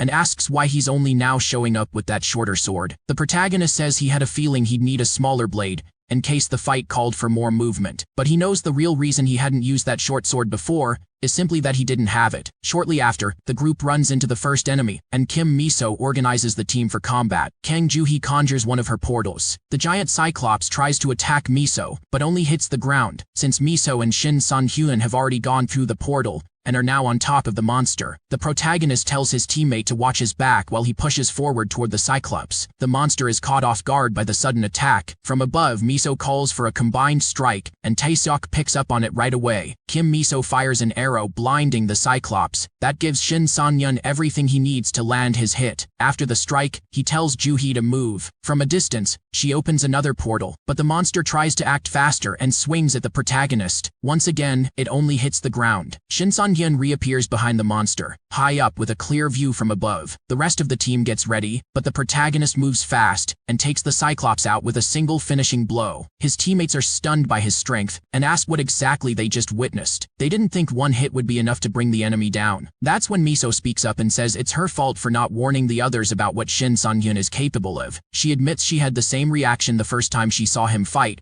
and that he hasn't even shown everything he's got. The protagonist, for his part, thinks that even though this is his first time fighting alongside these adventurers, they're doing really well together. That starts to give him a good feeling about the team, and he asks if they're ready to keep going. A little while later, the group has taken down several cyclopes. Park Tae-sok is beyond excited about the protagonist's performance, saying he's the best swordsman he's ever had by his side. Shin Sang-yoon thanks him for the compliment and is glad to be helping the team. Miso then points out that Tae-sok barely gets a chance to fight for real, which is why he's so worked up. The protagonist figures that for most mages, not having a reliable swordsman nearby leaves no choice but to hang back. He's starting to think all this praise is a bit much, and it's not just the mage. Kim Miso compliments him too. She says she should be used to watching him in action by now, but he always finds a way to surprise her. A flashback shows that before this, Miso and Tae-sok had been fighting ogres when a larger group closed in on them. Both felt cornered with no way out, but the protagonist asked his ally to open a portal right in front of the enemies. Miso warned him not to, saying the demonic ogre was stronger than the others. Even so, she realized right then that there was no talking him out of it, so all she could do was trust Shin Sang-hyun. Juhi opened the portal directly in front of the enemy, and Shin Sang-hyun launched forward at full speed. He cut straight through the monster in a single strike, leaving his teammates completely stunned. After all, not just anyone can take down an enemy like that so easily. Back in the present, Miso says she's never seen a skill that powerful before, but since the team is doing well, she thinks she can put more trust in them. Then Juhi tells everyone to be quiet. She says they finally reached where they wanted to go. From the edge of a cliff, they spot an enemy guarding a location. A hellhound Cerberus appears to be sleeping. Juhi says that's good, because maybe they can slip past it using a portal. The protagonist disagrees though. He doesn't want to leave the chance to take down that monster for someone else. Miso says they should consider all their options before acting, but she can tell that Shin Sang-hyun is itching for a fight. Worried, she asks if he has a plan. Shin Sang-hyun says it might be better for him to move in alone. He figures there's no time to explain the details. For his Night Age skill to work, the moon needs to be fully visible, and if even a single cloud gets in the way, the whole plan falls apart. With that in mind, he decides he has to move as soon as possible, even if his teammates don't agree. The moment he gets close to the enemy, the Cerberus reveals it was only pretending to sleep. That doesn't worry Shin Sang-hyun at all because he already expected it. On the other side, Miso starts to panic, but Juhi notices something strange, since the Cerberus doesn't seem to be reacting. Now that she thinks about it, Miso remembers that the first time she was there, the enemy was extremely aggressive, but in front of Shin Sang-hyun it turned cautious. She doesn't understand what's going on. Then she realizes the monster isn't trying to attack, it's obeying Shin Sang-hyun. The Cerberus recognizes a power greater than its own, and so it shows submission. For Shin Sang-hyun, that was easier than expected. Either way, he takes the enemy down, even though he feels a little bad doing it to a creature that was so obedient. But his opinion changes when he receives a new healing skill. Then the rest of the team catches up. The protagonist panics, because he didn't think they'd get there so fast. He remembers he's never told anyone about his true ability, and he wasn't expecting to have to deal with that so soon. On top of that, he starts to worry that Miso might demand to keep the artifact dropped by the monster. Contrary to what he expected, Kim Miso tells Shin Sang-hyun he can keep the artifact, since he defeated the monster on his own. He thanks her, but asks her not to mention it to the others. Miso says there's no reason to, since everyone thinks the same way she does. With that, the protagonist thinks it was a close call, but from now on he'll need to be more careful when collecting drops. Then the team leader says she and the others will head on ahead,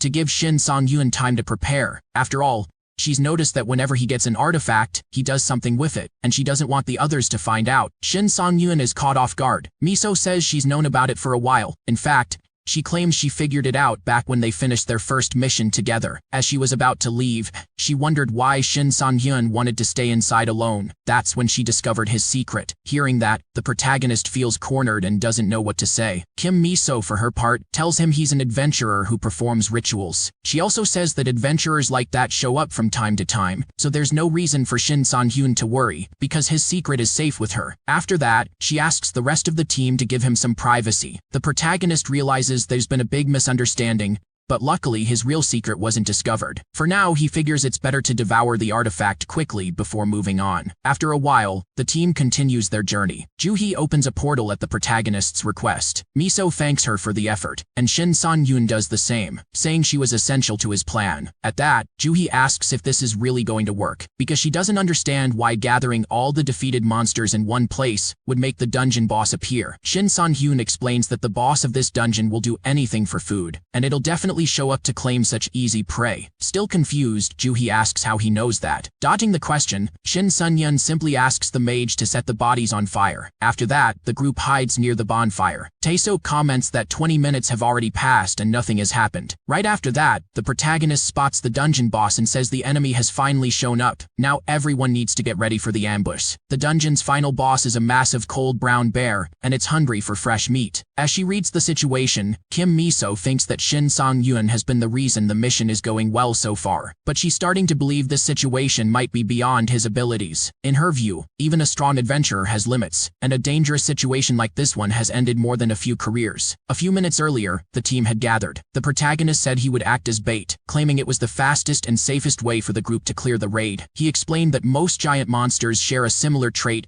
that activates when their health drops to a certain point. They enter a state of gluttony. A monster in that state gets stronger and far more violent, starting to devour everything around it. That's why he had gathered the ogre corpses in one place. But Shin Sang-hyun had also added something to the monster's meal. While the mage piled up the bodies, the others collected juniper wood, which works as a powerful sedative. Park Tae-sok figured the only problem would be lowering the monster's health enough to trigger the gluttony state. The protagonist said he would create the right opening for them to deal damage, and asked the group to trust him. Back in the present, Shin Sang-hyun is starting to think this plan wasn't so great after all. He's one step away from being wiped out, and the monster doesn't look tired in the slightest. He believed he could handle the situation, but he's realizing now that he was wrong. On top of that, he can't figure out why the enemy is so much stronger than him. Shin Sang-hyun is starting to think he might actually die if things keep going this way, so instead of defending, he decides it's better to dodge the attacks. But even that doesn't go as planned, because the enemy has surprisingly fast reflexes, which makes the protagonist think jumping in was a terrible idea. His team steps in to help though. Kim Miso fires arrows at the enemy, and thanks to that creates an opening. The protagonist says he's only alive because of her. Now he wants to turn things around, and he launches a full charge at the bear. In doing so, Shin Sang-hyun not only deals damage, but also manages to freeze the enemy for a moment. He thinks this is the advantage he needed, and pushes forward with everything he has, even frozen.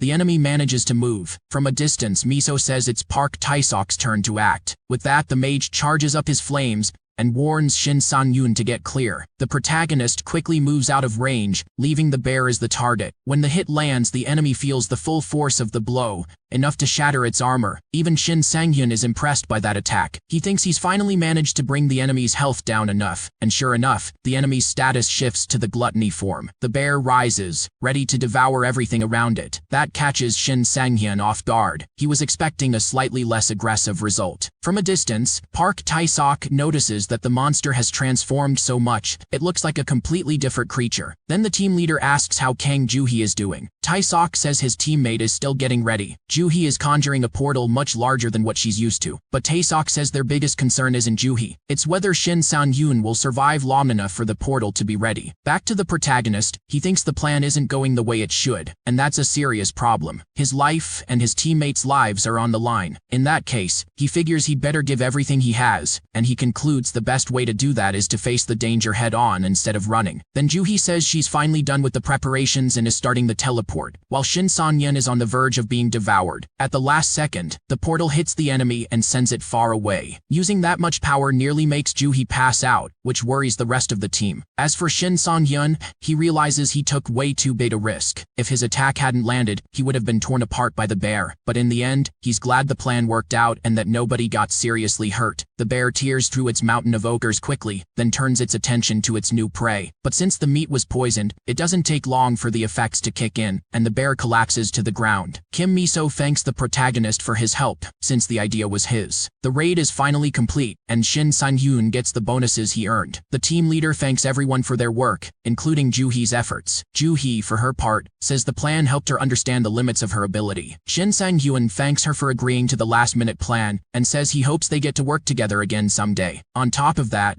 the protagonist thinks that if he hadn't been with a team, this might have been his last mission. In his previous life, raids through unknown portals always ended in tragedy. Most portals with good rewards had a 90% survival rate, since the majority of teams were made up of experienced members, but the protagonist and his companions were part of the other 10%, which meant his team got smaller every time they came back from a raid. He barely avoided the same fate, and because of that, he got used to saying goodbye. Still, as important as it is to get stronger, he wants to do things differently this time around. He doesn't want to watch another teammate get wiped out like before. Before leaving, the protagonist wants to take a look at the rewards. The bonus for defeating the bear appears, and as each person steps forward, they'll receive their share. Shin San-yoon raises his hand, but the goddess of luck insists he watch as she reveals the truth behind her powers. He decides to trust his constellation, and hopes the goddess's powers will make his reward even better. The moment he accesses the reward, Shin San-yoon receives a list of unique artifacts and is asked to choose one. He's never seen anything like this before,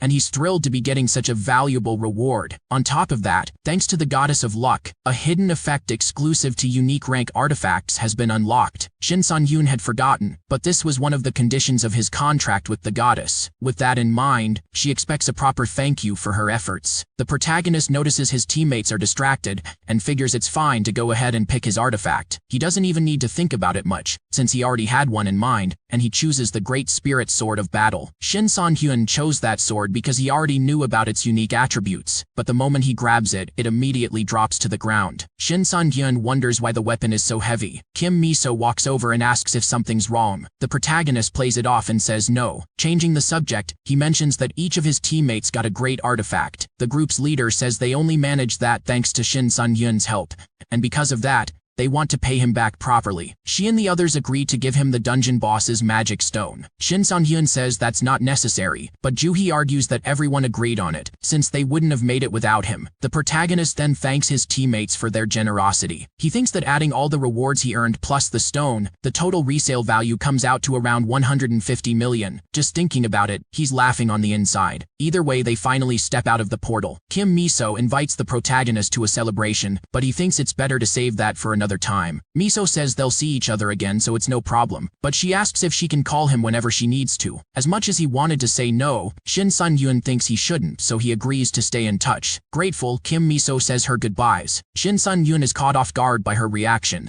since he never expected to see Miso with such a bright expression on her face. Her reaction was so spontaneous that it left the rest of the team a little flustered. After leaving the portal with the others, the protagonist couldn't take his sword home because it was too heavy, so he had to absorb it right there on the spot. With that taken care of, he decides to check his stats to see how much he's leveled up. His attributes went up quite a bit, but he decides to put everything into luck. When he does, his critical hit rate reaches 600%, surpassing anything he had in his past life. Shin San-hyun figures he should keep going at this pace, since it's clearly working, but then something happens that breaks his focus. New constellations appear to speak with him. Among them are the Lion King, Blackbeard, and the Shadow Huntress. Surprised, the protagonist never expected to receive a new visit from constellations so soon, but he figures that's also thanks to the Goddess of Luck, since she's quite popular among the constellations. As he looks them over, Shin San-hyun thinks the Lion King and Blackbeard are pretty well known, since they were real heroes who became constellations. Even so, their intimidating presence makes him uncomfortable. But the constellation that surprised him the most was the Shadow Huntress, because she's the most dangerous one among them, and the last constellation he'd ever want to run into. She's a bounty hunter, who goes after adventurers who committed violations or received extreme benefits by mistake. In his past life, Shin San-hyun heard of cases where the Shadow Huntress ruined the careers of certain adventurers for considering them cheaters, so he's afraid the same thing might happen to him. The protagonist thinks that forming a contract with a constellation isn't something he should ignore, and that the Goddess of Luck is more than enough. But at the same time, he wonders if he should really turn down such a rare opportunity. He knows that above these constellations there are the mythic ones, and forming a contract with one of them is extremely rare. So he decides to make a risky bet, and turns down forming a contract with any other constellation for now. The only one satisfied with that is the Goddess of Luck, because the others leave in anger. But before she goes, the Shadow Huntress says she'll find out Shin Sang-yun's secrets. After that, the protagonist feels uneasy, but he knows there's nothing he can do about it. Either way, he thinks the best way to keep his mind busy is by working, so he notices there's a nearby portal full of wolves, and doesn't want to miss the opportunity, even knowing he just came out of a portal and hasn't rested enough. Shin Sang-hyun believes he can't stop until the mythic constellations take an interest in him. Far from there, at the Adventurers Association headquarters, a portal analysis team is going about their normal work when a receptionist receives an unusual call. She's extremely alarmed by what she finds out, and alerts the others that a portal has opened at exit 1 of Bupyeong Station, saying that all available fighters need to head to the location immediately. But on the other end of the phone, the person reports that there's an adventurer fighting at the scene. The woman who made the call says he's fighting the monsters alone. The receptionist asks all civilians to fall back immediately, since the situation is dangerous. The woman understands but says that the adventurer in front of her doesn't seem to be in any danger. The space between realities created 11 years ago after the first break became an unpredictable disaster, where monsters invade the normal world and destroy everything in their path. But what's unpredictable for most people isn't for our protagonist. After all, he's already seen all of this happen up close, so now he knows exactly how to act. 10 minutes earlier,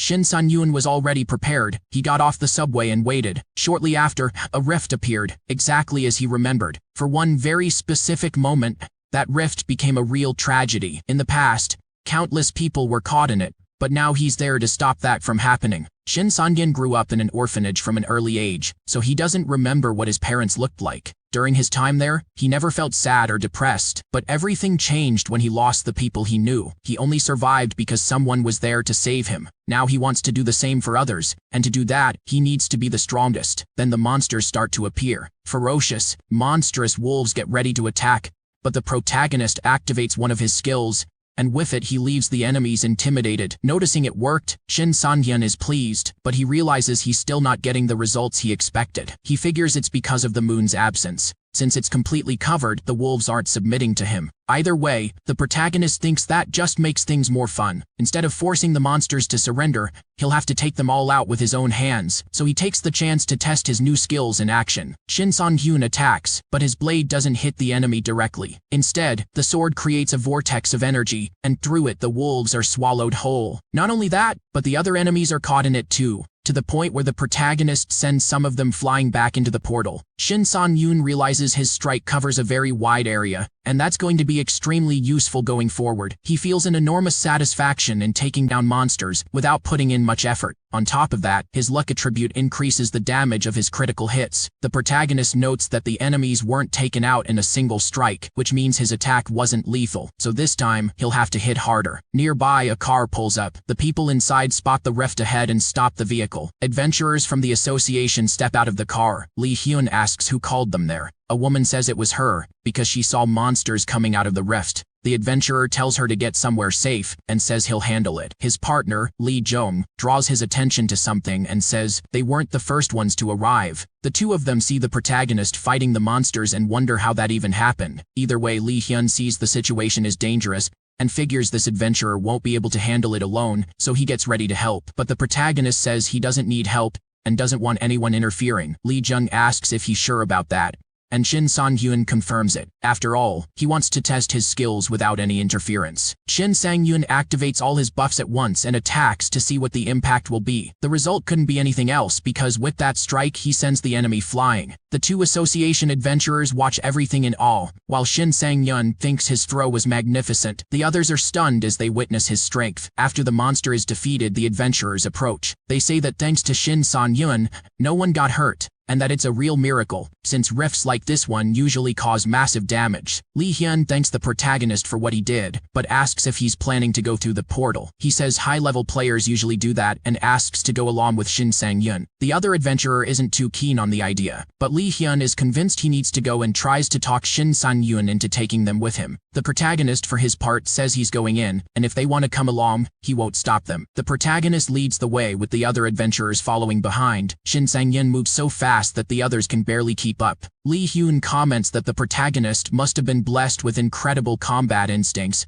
and that he wants to watch from a distance and try to pick something up. Lee Jong, though, feels like something is still off, because Shin Sang-hyun shouldn't have that much energy left after such an intense battle outside. Thinking it over, Lee Hyun realizes his partner has a point, since even just watching the fight from the sidelines, he could tell how difficult it was. Either way, they push forward through the area, and what they find inside catches them off guard. The group gets surrounded by a pack of hunter wolves. The protagonist already knew this was coming. He grabs one of the wolves and uses it as a living shield to protect himself and the others. The rest of the pack fires their arrows, but not a single shot hits the group. Realizing the two aren't much help, Shin Sang-hyun starts thinking it was a mistake to bring them along, but it's too late to send them running now. He knows he'll have to handle this situation on his own to keep everyone safe. He stops playing defense and starts launching ranged attacks. That draws the enemy's attention away, and he closes in on the archers to take them out. With that, Shin San-yoon clears out the upper section of the area and celebrates making it to the second floor. But doing that also pulls the enemy's focus straight to him. He gets attacked and manages to defend himself just in time, though he realizes it was a close call. On top of that, he notices this particular enemy is a champion among the wolves. In other words, a boss. This champion knows how to use a shield, and unlike other monsters, fights with actual strategy. Seeing that, the protagonist knows he'll need to be precise, because one mistake could be the end of him, so he works on reducing the damage while blocking the enemy's attacks. Shin Sang-hyun lands a strike so powerful, it punches right through the enemy's shield. Even he is surprised by his own strength, since he didn't expect his attack to be that effective. Not only did he destroy the shield, he landed a clean hit and took the monster down with relative ease. He figures it must be the full moon buff. If that's the case, Shin San-hyun thinks wiping out the rest of the wolves will be even easier. While the adventurers are struggling on the first floor, the protagonist clears out every enemy in a matter of seconds. After that, he finds a pair of swift shoes, an item that boosts the user's speed. He knows cobalt wolves tend to drop items like these, and the timing couldn't be better. He then checks on his two helpers and notices that, despite the trouble they ran into, both of them did better than expected. Shin San-yoon presses on with the raid, thinking the finish line is going to be easier to reach than he thought. A while later, he arrives at the entrance to a chamber and figures it can only be the final boss room. The place is both an arena and a treasure room. Walking in, Shin San-yoon is stunned to see so much gold scattered across the floor. He doesn't think twice before trying to collect it all, but it was just a distraction, because the boss had been lurking in the shadows, waiting for its target to fall into the trap. The boss fires its crossbow, trying to catch the protagonist off guard, but his reflexes let him get out of the way just in time. Right after, Shin Sang-hyun goes on the counterattack and tries to land a hit with his sword. The enemy manages to dodge, which catches the protagonist off guard. That's when he realizes he's up against an intelligent enemy, and he's not wrong, because this enemy is the Kobold Emperor, the supreme leader of the wolves. The enemy fires again, and Shin San-hyun barely manages to avoid getting hit. He realizes that if he's not careful with this opponent, he's going to be in serious trouble. On top of that, he decides this enemy is pretty annoying for putting up this much resistance. Outside, the two adventurers notice the fight has already started on the other side of the door. They come in apologizing for being late, but freeze when they see who Shin San-yoon is up against. Just the enemy's aura is enough to fill them with dread. They're so shaken that they can barely move. That means it's up to the protagonist to handle things on his own.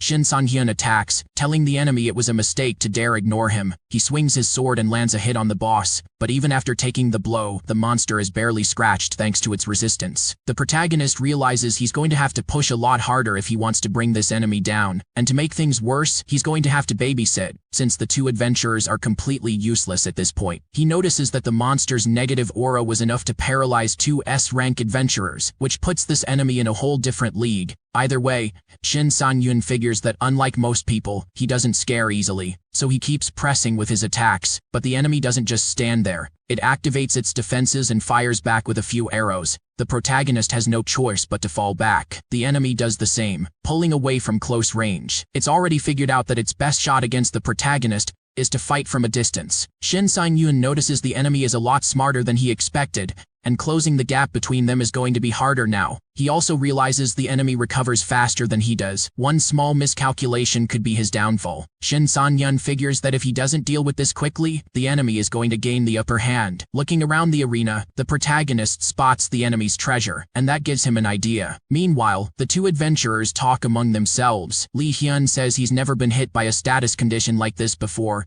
and that the fear left him completely paralyzed. His partner points out that Shin San-hyun wasn't affected by the same effect at all. Unlike them, the protagonist is fighting at full force. Lee Hyun has confidence in the protagonist's abilities, but he still has a bad feeling about this. Then he notices something alarming. The arrows the boss has been firing are sinking into the floor. Lee Hyun immediately tries to warn the protagonist about the trap, but Shin San-hyun doesn't catch on in time. He steps onto the pile of gold and instantly feels his feet being pulled under. The enemy has its target exactly where it wanted, and fires again. Shin San-hyun tries to react, but he's completely cornered. Because of that, the arrow finds its mark. Then the enemy moves in to finish the job, but the protagonist surprises it, saying he has a few tricks of his own up his sleeve. Shin San-hyun tells the enemy that if it were truly intelligent, it would would have noticed he had stopped dodging the attacks. Now it's time to turn things around. He charges a special ability into his sword and strikes, tearing through the surroundings and dealing serious damage to the enemy. From a distance, Lee Jung notices that the protagonist used the gold coins scattered across the floor as projectiles against the enemy. From Lee Hyun's perspective, he's witnessing something he's never seen before, because he's never come across a player with combat instincts this sharp. The protagonist then closes in on the boss and tells it that it's the most persistent enemy he's faced so far. But that doesn't mean he's giving up. Furious, the enemy tries to attack, but in doing so, its weapon is destroyed. Left completely vulnerable, the boss takes a fatal blow from its opponent. After finally defeating the boss, the protagonist gains new attributes and levels up. On top of that, he also gets some great drops. When he checks with the boss left behind, Shin Sang-hyun realizes these items are much better than usual, and he can't wait to devour them. Then the two adventurers rush over to him, desperate. They say they need to get out of there as soon as possible, because the rift is about to close and everyone could get trapped inside. Shin Sang-hyun had gotten so caught up with the drops that he completely forgot about that. With no other choice, he grabs only the boss drop and leaves everything else behind, since the adventurers physically dragged him out while he still wanted to collect it all. Outside, a few curious onlookers are waiting for the adventurers to return. When they finally see someone coming out of the rift, the crowd is happy they made it, but they're caught off guard by the sad expressions on the adventurers' faces and can't figure out why they look so down. A reporter tries to interview Shin Sang-hyun and asks what he has to say after saving the city. The protagonist can barely get a response out, he's that shaken up. Far from there, in a training room, Cho Lee-hyun, a mage from the Adventurers Association, is fighting golems. But she's not alone, because Terry is also there practicing her skills. Unlike the mage, Terry uses close-range attacks instead of magic. She moves fast and lands hits on the enemies with ease. Her skill with bladed weapons is unmatched, and even in a training session she doesn't hold back against the golems. Tyri slices through stone golems like they're nothing, which leaves her colleague seriously impressed. Tyri then thinks to herself that she took on this training so she wouldn't forget the feeling she had when she fought Shin Sang-hyun. She can't wait to fight him again, and she regrets not asking for the protagonist's contact information. In the middle of all this, Terry spots a breaking news alert on her system screen about a mysterious rift that appeared out of nowhere. The reporter says the situation has already been handled, and that he's with the person responsible for resolving everything. At that point, the reporter asks Shin Sang-hyun what it was like to clear a rift with no casualties on his team. The protagonist answers that he simply did his job. Seeing this, Tyri says she never expected to run into Shin Sang-hyun again like this. During the interview, the reporter mentions that according to the association, the boss was level 150, and wants to know what it was like to take down such a powerful enemy. Shin Sang-hyun says that even though his level was well below the enemy's, he doesn't think that's a deciding factor in a fight. Tyri thinks he's right, and judging by his tone, she can tell that Shin Sang-hyun is fully aware of his own abilities. The first time they met, she already noticed he had a certain maturity about him, which only makes her more curious about Shin Sang-hyun. Tyri considers the possibility that he has a contract with a constellation, just like she does, because that would explain a lot. Speaking of the protagonist, he's at home, looking at his new items. Without wasting any time, Shin Sang-hyun enters the unconscious space and gets excited, because it's finally time to devour everything. Shin Sang-hyun recalls that when the age of players began, most warriors fit the stereotype of a bodybuilder. Over time, though, as new monsters started appearing, those who only cared about physical strength and ignored everything else became easy prey. But things changed when Gyeong-soo, the sword demon, appeared for the first time, because he proved that physical strength wasn't the only attribute an adventurer needed. Gyeong-soo gave up heavy armor and a bulked-up body to create a perfect balance of strength and mobility, becoming an adventurer ready for any situation. In his past life, Shin Sang-hyun neglected that, but now he wants to do things differently. Back in the present, he transforms the items into food, but he notices that only 2 of them turned into something appetizing, because one of them became something pretty disgusting. Even so, he has no choice but to devour it all. Sometime later, outside Shin Sang-hyun's house, a crowd is waiting for him. A few security guards are trying to hold back journalists who keep trying to push their way in. Fed up with all the hassle, Shin Sang-hyun hired the guards to keep unwanted visitors away. He'd really love to get some fresh air after his last meal, but with so many people surrounding his house, that's impossible. Shin Sang-hyun feels a little bored since he has nothing scheduled, and figures that resting for a bit every now and then never hurt anyone. But then his phone rings. Kim Ji-hae from the Adventurers Association calls and mentions that they met the last time Shin Sang-hyun visited the building where she works. She explains she's calling because the organization would like to present Shin Sang-hyun with a plaque for clearing the rift. The protagonist isn't too fond of this kind of attention, especially knowing the danger that's still ahead, and how many players will be exposed to it. He thinks the rift that closed is just the tip of the iceberg, but in the meantime he needs to stay out of the spotlight, so he turns down the offer. Kim Jae-hye tells him to at least pick up the dungeon priority card, because it'll give him access to the silent solo dungeon, the very one he wanted so badly. Shin Sun-gyun is surprised to hear his request was approved. The attendant explains that because of his recent achievements, the organization reconsidered and gave him the approval he needed. The protagonist thinks to himself that this dungeon is one where all the monsters use the silence ability. A flashback shows that in the past, during a conversation with his teammate, the ally brought up his younger sister. He said that before she passed, his sister had gone into a silent dungeon, but because she relied too heavily on her abilities, she didn't stand a chance against the enemies. The brother said that unlike him, his sister had no melee attack attributes, and that he wished he could go back in time to stop her from going in. Back in the present, Shin Sang-gyun says he'll take the dungeon card because he plans to use it soon. Sometime later, Shin Sang-gyun is enjoying his new car. He thinks that unlike his previous vehicle, this one has rear-wheel drive, which is great. He wasn't really looking to spend money on it, but after appearing on television, getting around on public transportation without drawing attention became too difficult. On the way, Kim Jae-hye calls him. She lets him know that today is the day he scheduled to use the silent dungeon, and that a staff member will be on site to provide the appropriate assistance. Shin Sang-gyun thinks that a week has passed since the secret rift, and that he was so focused on training he barely noticed the time go by. Either way, he really wants to test his new abilities and is eager to do so. However, he notices a commotion in traffic. He thinks there shouldn't be a traffic jam at that hour, since he made a point of choosing a less busy time. Worried, he wonders if another rift appeared out of nowhere or something like that. He gets his answer when he sees what's in front of him. A player is being interviewed in front of a portal, and Shin Sun-gyun immediately recognizes Do Gyung-soo, the sword demon. The portal appeared right in the middle of an intersection,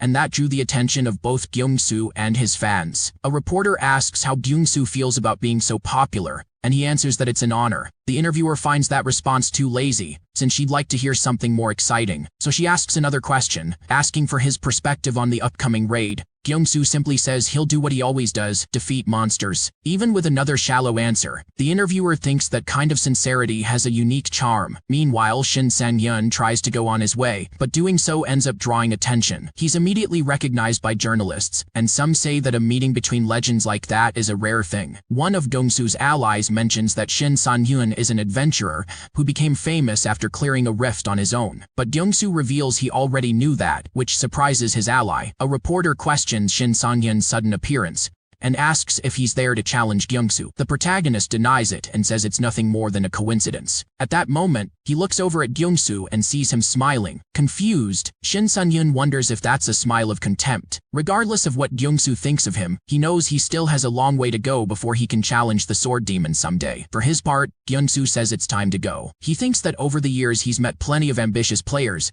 but Shin Sang-gyun is different, because he didn't look at him with admiration, but rather like he was looking at an obstacle to overcome. With that, Gyung-soo figures he'll definitely run into Shin Sang-gyun again. After stepping out of the spotlight, Shin Sang-gyun heads to the silent dungeon. He thinks Gyung-soo is truly on another level, because even standing still, he showed no openings. Either way, he figures the bigger the goal, the more satisfying it'll be to surpass it. When he arrives, he notices other adventurers are also trying to use the silent dungeon, but Kim Jae-hye's team is keeping them away. He walks over and asks what the commotion is about. Irritated, one of the adventurers says that just because he got famous, Shin Sang-gyun shouldn't get special treatment, since there's a code of honor among adventurers that has to be respected. Shin Sang-gyun thinks everything is playing out just as he expected. He had some doubts about the dates, but he can see his memory didn't fail him. He remembers that this is the day his teammate's sister died in the silent dungeon. He just didn't know she was such a hot-headed girl. He concludes that the siblings' personalities are very different, practically opposites. Either way, he figures there's no reason to hold back and he'll take a firm stance. With that, he tells her that no matter how wronged she feels, that doesn't give her the right to talk to people that way. He also says he's acting according to the schedule set by the association itself, so he's not doing anything wrong, and that he doesn't want to waste any more time talking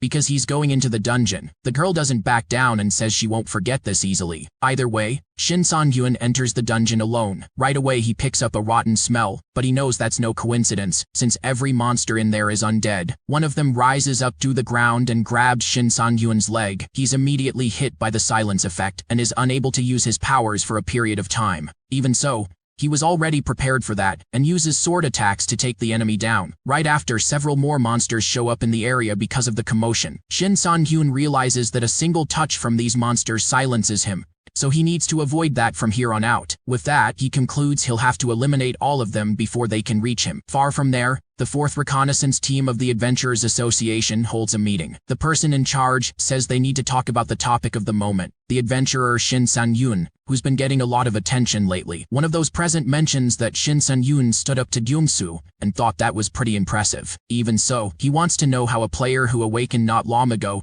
is already making such a name for himself. An Ik-hyun, the leader of the 4th team, says this is the same guy the others praise so highly, but he's not sure Shin Sang-hyun is really everything people are saying. Shin Min-jae, the team's vice leader, also has his doubts, because according to him, impressive players show up all the time. Since they don't know the full scope of Shin Sang-hyun's abilities, they need to hold back when it comes to judging his achievements. Lee Ga-hee disagrees though, arguing that Shin Sang-hyun doesn't seem like someone who manipulates or lies. Some of those present think this is the 100th time Miss Lee has disagreed with the vice leader, and they get a little anxious waiting to see how he'll react. The team leader asks if Lee Dae-hee has something to share. She's the team's strategist, and she says she's been following Shin Sang-hyun personally. Over the past few days, she put together a breakdown of his data and recommends everyone do the same, because once they do, they'll reach the same conclusion she did. Shin Sang-hyun is not your average adventurer. She pulls up the growth charts of a typical player, then shows Shin Sang-hyun's charts,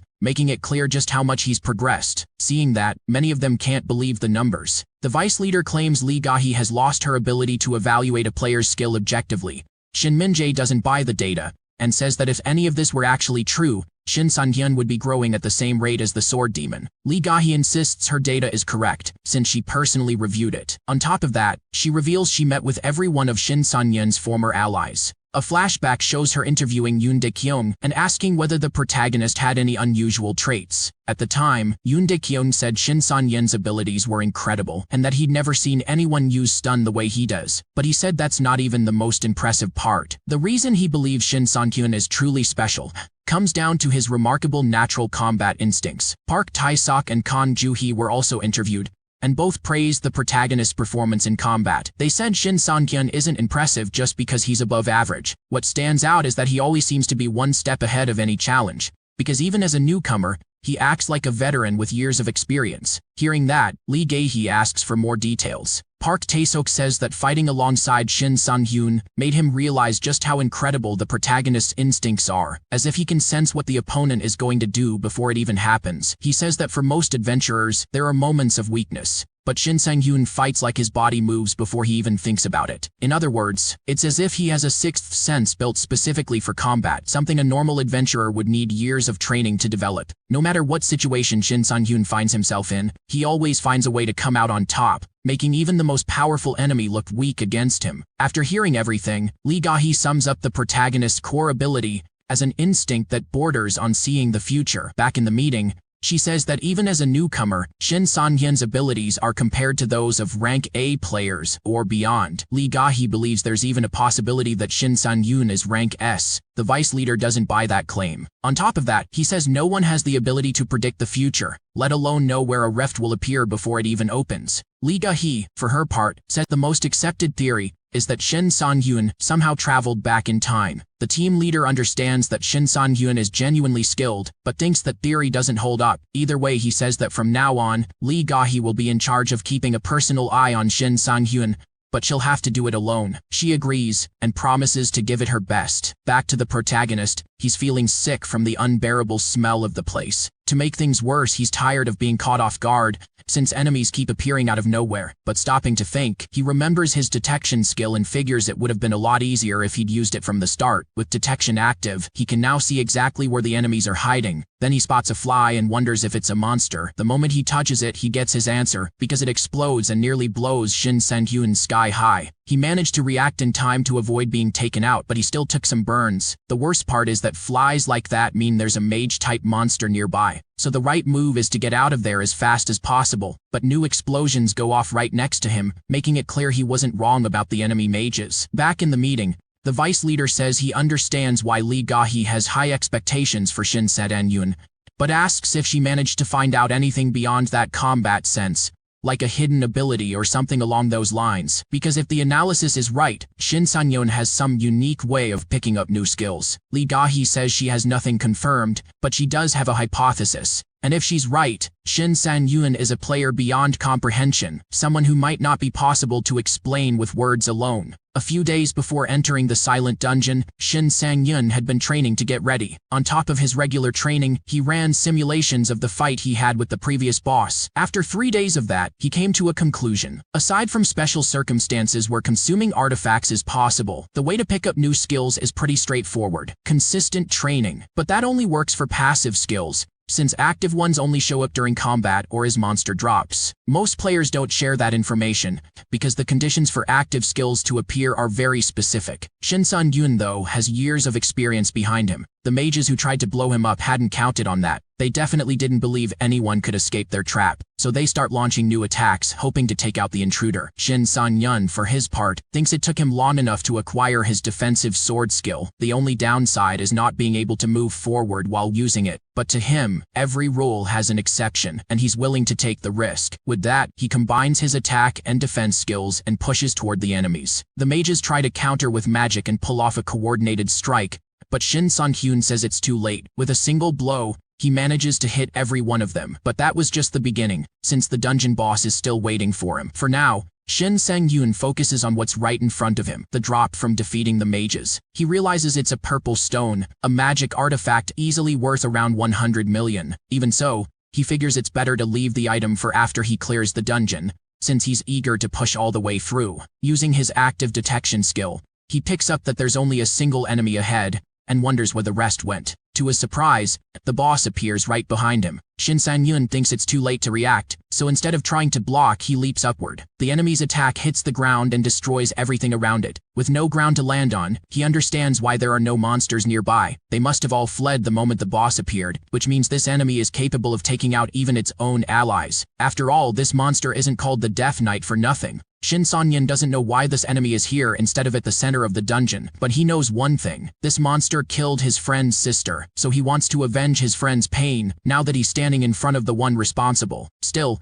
even as an intermediate boss, the Death Knight is no pushover, and every strike it lands reminds Shin Sang-yeon exactly who he's up against. As the name suggests, this knight rose from death itself, the soul of a knight bound to an immortal body. Its main ability, called Swap of Silence, is always active, and anyone hit by it is automatically silenced. That's why the association doesn't let just anyone enter this dungeon, because the risks are far too high for those who aren't prepared. On top of that, Shin Sang-yeon knows very well that even though this dungeon is classified as dangerous, it's far more challenging than the association lets on. The real threat lies in the soul trapped inside the Death Knight, because if that soul belonged to a highly trained knight, the difficulty spikes dramatically. In his past life, the association took too long to figure that out, and because of that, many people died trying to clear this dungeon. After the change, only rank A and rank S adventurers were allowed inside. Shin Sang-yeon himself never dared to take on this dungeon back then. Now that he's feeling firsthand what others went through, he's almost regretting his decision. By rushing into a challenge this big,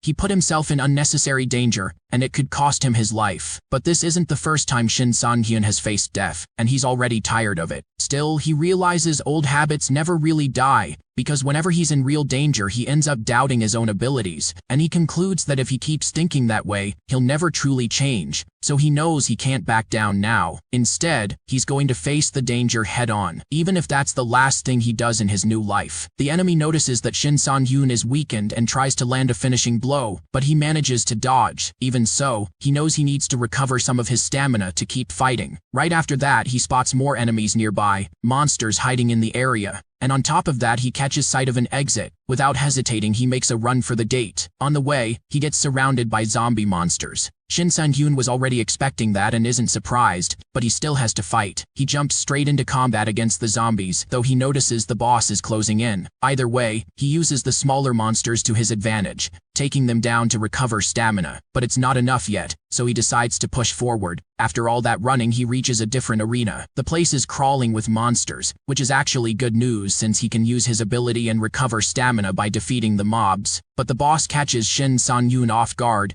arriving at the location much faster than expected. The enemy attacks and he dodges, but then he realizes the strike wasn't aimed at him. The knight was targeting the other monsters. He had figured out that Shin Sang-hyun was using the zombies to recover and wipe them all out before he could do it again. Now, he has the protagonist exactly where he wants him. That puts Shin Sang-hyun in a desperate spot because his plan has failed. With no other option, he falls back and decides to fight with what he has, even without enough attack power. He goes on the offensive, knowing he can't keep running forever. But as he does, he gets caught off guard again. The enemy anticipated the move and struck first. The hit lands hard, and Shin Sang-hyun takes severe damage. The little stamina he had left is nearly gone from that one blow. Even so, he knows he can't give up. In that moment, he thinks back to his past, to the time he watched his friend die in his arms. The allied knight made one last request, asking to be buried beside his younger sister. Shin Sang-hyun tried to keep him alive, but his friend already knew he was going. There was nothing to be done, and he carried the guilt from that loss for the rest of his life. Back in the present, he's standing in front of an opponent who is clearly stronger than him. He thinks he made a mistake by underestimating the enemy. He believed he was ready to face someone like this, and he rushed in without preparing properly. But that doesn't mean he's gonna give up now, because this is a fight for his life. For him, it's not just about revenge for what happened in the past, it's about proving something to himself. Shin Sang-hyun knows he couldn't protect the people he loved before, and to make sure that never happens again, he can't back down from a challenge. At first, he thought his skills were simply inferior to the enemy's, but he just realized something. The real reason the enemy has the upper hand is something else entirely. As the monster attacks, Shin Sang-hyun keeps dodging. He doesn't stay in one place, forcing the enemy to move faster and faster. Shin Sang-hyun figures that if the enemy can't land a hit, all that raw power becomes irrelevant. So he strikes back, going for a critical hit, and it connects. His charged attack stacks 600% damage and lands square on the knight. Even so, the enemy still isn't down, and Shin Sang-hyun knows it. He's not going to make a big deal out of it, since he knew from the start this wouldn't be easy. Realizing he's at a disadvantage, the enemy tries to use his remaining flames to self-destruct. Shin Sang-hyun is confused, not understanding why, since he expected the boss to fight to the very end. But when he sees how much energy the enemy still has left, the truth hits him. The knight is planning to blow himself up and take everything around him with him, including Shin Sang-hyun. Once Shin Sang-hyun figures out the enemy's real plan, he knows he can't get close, because if he does, he dies too. It's the kind of desperate trap a cornered prey sets when it sees no way out. Even so, he's not about to let himself get caught in it. Knowing he only has a few seconds to get away, he bolts as far as he can, but the moment he does, the boss starts chasing him. The enemy isn't giving up on taking Shin Sang-hyun down with him, so on top of running he has to dodge the attacks coming his way. He manages even though it's not easy, but the knight is relentless and keeps trying to drag him into the blast. Then the boss charges up a special attack. He has the ability to control his sword from a distance, and he's planning to use it to hit Shin Sang-hyun. Shin Sang-hyun manages to avoid the strike and sends the enemy's sword flying. Even so, the boss doesn't stop and keeps up the chase. Shin Sang-hyun tries to run as fast as he can, but his internal organs are screaming at him to stop. Either way, he knows he has to keep going no matter the risk. On top of escaping the monster, he's also racing against the clock. Then he trips and goes down, leaving himself wide open in front of the enemy. Desperate for a way out, he tries to think fast, because he knows exactly what happens if he doesn't get out of this. Back in the past, he had entered this same dungeon and cleared out a wave of zombies along the way. His goal was to help his friend get revenge for what happened to his friend's sister. Shin Sang-hyun pushed through the dungeon, clearing the path, while his friend stayed in the back. Frustrated, Shin Sang-hyun said the fight was unfair, because the enemies kept using silence on him, and he had nothing to work with besides his basic attacks. His friend suggested he use a recovery potion, but Shin Sang-hyun didn't see the point, since potions also lose their effect under silence. Even so, his friend told him he needed to be smarter about it. He could use a potion at least once, and while it lasted, he'd get the benefits out of it. That way, a potion wouldn't just be a regular resource, it would be a last resort. Back then, Shin Sang-hyun replied that if he were as smart as his friend, he'd be a high-level adventurer, not just some nobody. Back in the present, Shin Sang-hyun thinks there's still a lot he can learn from his friend, so he uses a potion to clear the silence effect and gets back in the fight. Even if the effect isn't permanent, all he needs is a temporary opening. The enemy is furious, but Shin Sang-hyun knows that at this point he can't afford a single mistake,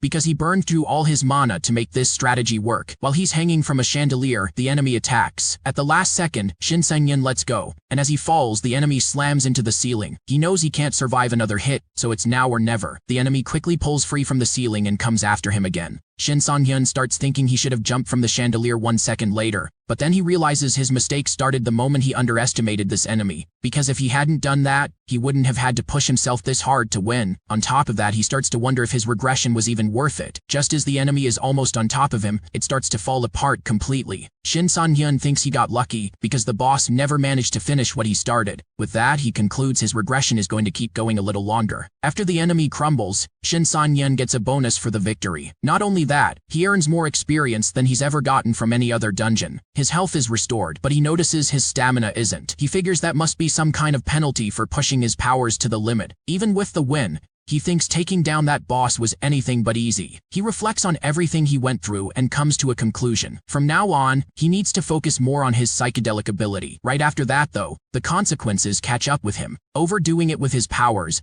leaves him in extreme pain in his internal organs. On top of that, using the psychedelic ability comes with the chance of a penalty being applied, and that's exactly what's happening now. Shin Sang-hyun knew that if he hadn't done it, the monster would have killed him, but what saved his life before is now destroying him from the inside. Meanwhile, outside the dungeon, Kim Jae-hai is anxious about Shin Sang-hyun. Unlike her, the other adventurers just think he's taking a long time to come out. Some of them figure something bad might have happened, but the girl leading the team doesn't care. She says that whatever happens inside a dungeon is entirely the result of each adventurer's own choices, and all she wants is her turn to go in. While the protagonist lies unconscious on the floor, the remaining zombies see an easy target and close in to devour him. But the goddess of luck steps in on Shin Sang-hyun's behalf. Her presence scares off every last enemy. She then tries to wake the protagonist, but quickly realizes it isn't working. Looking around, the goddess comes up with an idea to help him, and decides to lie down beside him while he sleeps. After a while, Shin Sang-hyun finally wakes up.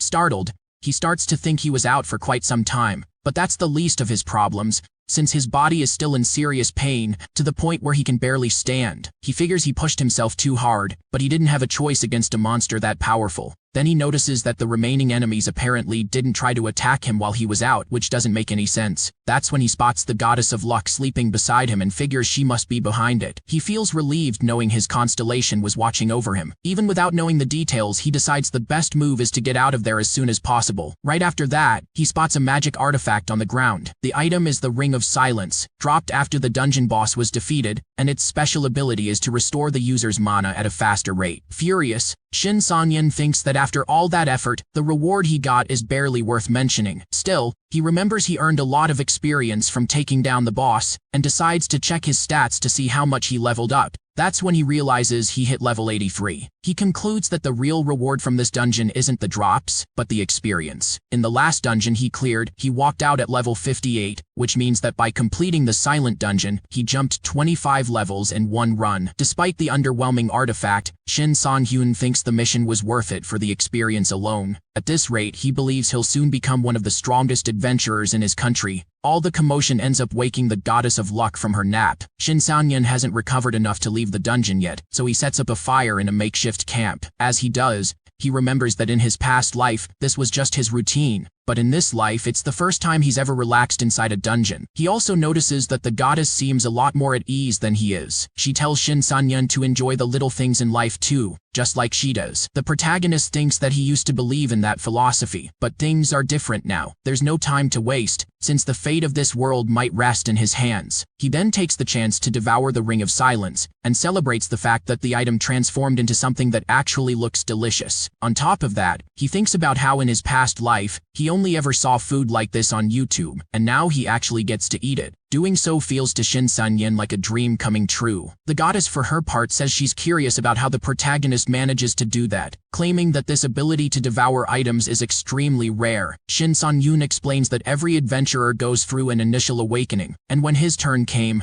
that's the ability he got. The goddess says he's really lucky to have awakened with something like that, not knowing just how deep Shin Sang-hyun's luck actually runs. Even as a constellation, she has no idea about his past, and he wants to keep his regression a secret. The goddess says she's also lucky to have found an adventurer with such incredible growth potential. Hearing that, Shin Sang-hyun thinks that while it's true, there's someone out there with far greater potential than his. In the past, That adventurer was the greatest in the world, and no one came close. His name was Jiran Decay. He was from the United Kingdom, and his defining trait was a magical power that surpassed the strength of any monster. Compared to him, the protagonist feels pretty weak, but believes that one day he might reach that same level. Or maybe not. Either way, he says he'll trust his constellation to help him get there, and will give everything he has to show her how much she means to him. The goddess is moved hearing that, and likes it so much that she pulls the protagonist into a hug as a thank you. She also says she'll give everything she has to be the best constellation she can be by his side. That moment of joy doesn't last long though. Shin Sun-hyun only defeated the dungeon's mid-boss, and the final boss is still waiting for him. While the previous enemy was just a knight, this boss is the king of the silent dungeon. Seeing a visitor approaching, the enemy says that someone has finally shown up to put an end to his boredom, and wants to see just how long his guest can keep things entertaining. The protagonist, for his part, notices that the enemy didn't attack them and waited for them to come to his door. Shin Sang-hyun is grateful for that, since it gave him enough time to recover, and now he's more than ready to fight. On top of that, this time he's not alone, and because of that, he's ready to clear this dungeon once and for all. The fight kicks off and the boss goes all out, saying that every time the rats run the moment they see him, but in the end they all get crushed, and this time won't be any different. Almost immediately the protagonist barely dodges a magical attack. Shin Sang-hyun realizes these attacks are cutting off every opening, making it nearly impossible to move in. On top of that, he knows he can't keep dodging forever and needs to find a way to strike. He has mana to work with, but he can't waste it on attacks that won't land. Taking a moment to think, he figures out that the enemy's strategy is to drain the target's mana before they ever get a chance to use it. And honestly, it's not a bad plan. The enemy, for his part, is convinced his victory is already secured. After all, there's no way a rat, good for nothing but entertainment, can beat a king on his own turf. So he keeps attacking relentlessly, showing just how deep his mana reserves run. But the protagonist tries to stay focused, knowing that unlike before, he can't afford to blink in front of an enemy this powerful. Shin Sang-hyun has already figured out that his opponent is a high-level mage with plenty of mana to burn, and one who can charge multiple powerful attacks at the same time, but he also knows that mages typically use both hands to cast spells. The reason is simple. Casting with just one hand means the spell doesn't hit with its full power. However, unlike a regular mage, the boss is using the hands of the undead lying on the ground to amplify his attacks, making the whole situation extremely difficult to deal with. Either way, Shin Sang-hyun knows he needs to act the first chance he gets. As he tries to push forward, the boss tells him he just made a huge mistake and hits him with a silencing spell, the same one Shin Sang-hyun hates so much. But he says he won't be needing his skills, because this time he's going all in on close combat. The enemy laughs in his face and dodges the attack,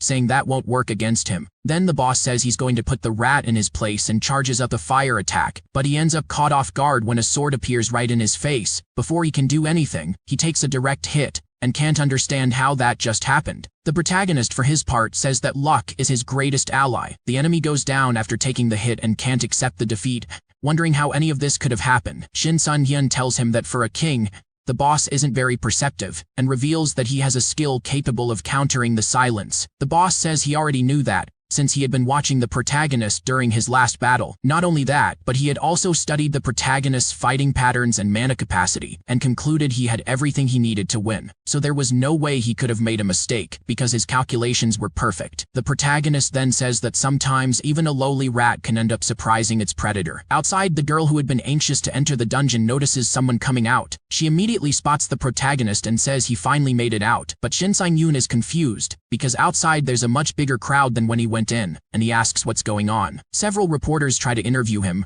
asking what happened in there. Meanwhile, a medical team tries to examine him, and even asks for his blood type in case a transfusion is needed. The protagonist can't understand why there's so much commotion. Nearby, the girl, standing beside her brother, says that surprisingly, Shin Sang-hyun came out of the dungeon in one piece, and that she made a mistake by calling for help. Seeing this scene, Shin Sang-hyun is stunned. With a crowd surrounding him, there's only one person he can focus on, his old friend, who, in this life, probably has no idea who he is. Shin Sang-hyun remembers that in the past, after 10 years as an adventurer, he needed a team for a mission, but because he didn't have many advantages, he had a hard time putting together or joining a team, which left him feeling cut off from the world. Until one day, everything changed. A group approached him and invited him to join a raid for the first time. The group's leader was happy to find a swordsman who could join his team. Shin Sang-hyun, on the other hand, was happy for a different reason. Even so, he turned down the offer to join the team. By that point, he was so used to working alone that, Out of pride, he chose to keep it that way rather than join a team of strangers. Because of that pride, he went into that mission alone and nearly died, if not for one thing. The knight from before showed up at the same raid and offered to help. He said he knew the dangers of that raid,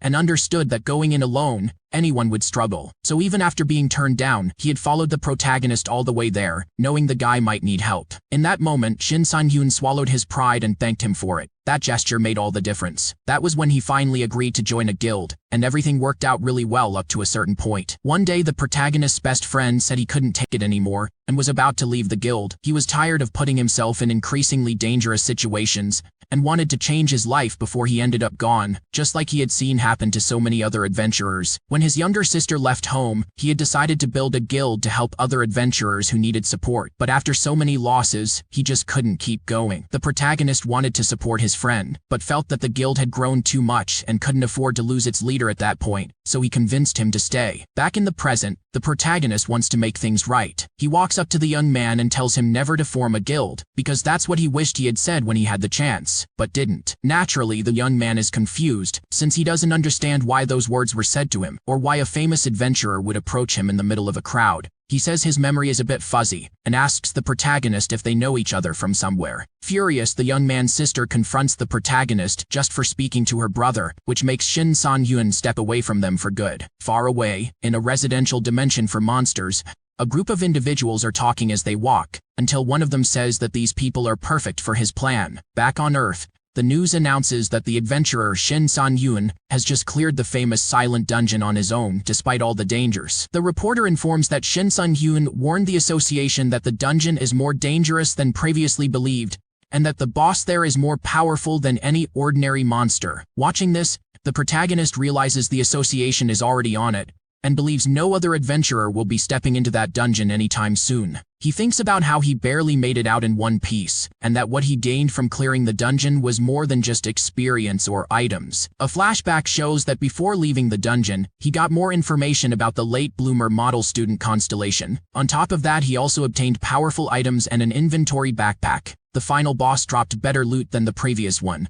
much to Shin Sang-hyun's delight. He was also thrilled to now have a larger inventory to carry more drops on future missions. Shin Sang-hyun thinks that in this life, he keeps coming across items and skills he never even heard of before. The goddess of luck said that was thanks to her, since she's been blessing him with her grace ever since they made their deal. The protagonist agrees that she helped, but he also gives himself some credit. He didn't waste any time and transfigured the items into food, but this time, the food the items turned into is so refined that Shin Sang-hyun can't even name the dishes. Either way, he knows the important thing is to eat. When he does, he tastes something incredible, like food made by the gods themselves. So, without wasting a second, he devours everything in front of him. After eating, he absorbs the items as usual, but this time he regrets not having eaten more because the flavor was absolutely delicious. Next, he takes a look at his new skills. However, the system asks him to choose between two, since he can only keep one. The first is telekinesis, which lets him control his sword from a distance, just like the demon knight did in the dungeon. The other is the silence skill, which despite its benefits, Shin Sang-hyun believes also comes with risks. And he's not wrong, since the system itself warns that using silence would drain a significant amount of his mana. The protagonist finds that pretty bad, and ends up turning down the silence skill. His other skills already consume a lot of mana, so the last thing he needs is a debuff like that. Still, he thinks that in this life, there's no risk he isn't willing to take, so he selects the silent skill, believing he'll be able to work around its downsides when the time comes. Then he notices something strange happening. New constellations show up to visit him, the great Mongol conqueror and the monarch of the sun. The goddess of luck says that Shin Sang-hyun is doing just fine with her and doesn't need any other constellations. However, she's caught off guard when a third constellation appears. Even the others are surprised to see a third one approaching, because this is a new goddess,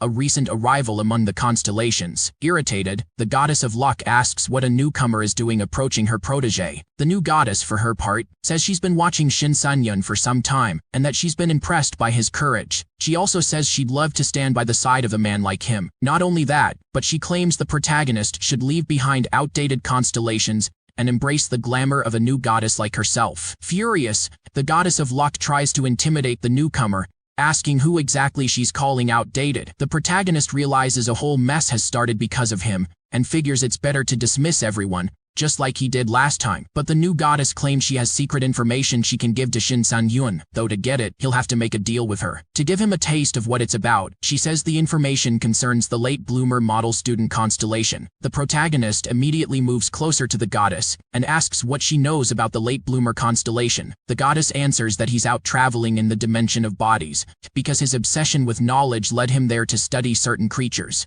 But she adds that if Shin Sun-yoon wants to know more, he'll need to leave the goddess of luck behind and accept a deal with her. Back in the present, the protagonist reflects on what he found out and concludes that in his past life, he never knew his constellation had traveled to other dimensions. Either way, he didn't learn much since he didn't make a deal with the new goddess. Instead, he stuck with the goddess of luck and asked her to look into the other constellation. The goddess of luck is happy that Shin Sang-yoon stayed with her, but she's sorry she can't help him since she didn't find anything. Frustrated, the protagonist thinks that the dimension of bodies is where desperate, washed-up constellations go when they have nothing left. So he figures his old companion must be in trouble, and he's sorry there's nothing he can do about it. Far from there, inside the Hyunjong Corporation building, an employee shares with the company's president a list of available participants on the open market. The first name that comes up for her is none other than Shin Sang-hyun. Her name is Han Hyun-jom, and when she sees the protagonist's information, she finds him quite interesting. After a while, the protagonist moved on with his life, but he never stopped thinking about his old constellation. He keeps wondering what kind of extra information he could have gotten if he'd accepted the contract with the new goddess. Either way, he concludes that the best move is to keep his relationship with the goddess of luck, since she's the one who saved him from death during the silent dungeon. After driving for a bit, he finally reaches his destination, the Hyunjong Market. This place is well known among adventurers, since it's where they gather to buy and sell magic artifacts. The market guarantees user safety in exchange for a fee, and not knowing that tends to put unsuspecting adventurers in danger. Either way, markets like this one are the safest way to trade items. Several guilds around the world have their own open markets, but in Korea, the largest one belongs to the Hyunjong Corporation. On top of the market itself, they're also affiliated with a powerful guild, which on its own is enough to guarantee the safety of the place. But there's another reason the market is so well known. The person running it is the seasoned adventurer Han Hyun-jong, the only adventurer in the world capable of performing rank S buffs. Adventurers from all over the world visit this market because of her, and with so many strong adventurers around, the safety of the place ends up being guaranteed without anyone having to say it out loud. That said, the number of people looking for her buffs is huge, which tends to cause constant chaos around there. When he arrives at the market, the protagonist is greeted by an employee. She says she'll clear his entry as soon as she confirms his credentials. After identifying him, the attendant notices that Shin Sang-hyun is on a priority list and lets him know she'll be escorting him to the special floor. With that, the protagonist realizes that, without even trying, he's caught the attention of the owner of the place. In the middle of all this, he notices a few guys gossiping about him. They say they heard that Kim Miso and Shin Sang-hyun are dating. They also wonder how she can feel comfortable dating another guy after losing her last boyfriend in an accident. The protagonist is slightly bothered by that. Not wanting to draw attention, he casually remarks that the market is more laid back than he expected, nodding toward the kind of people around him. The receptionist picks up on the hint, and the gossipers are immediately removed from the premises by security. Shin Sang-hyun is satisfied seeing that and thinks he can now focus on what actually matters. After that, he takes the elevator up to the special floor.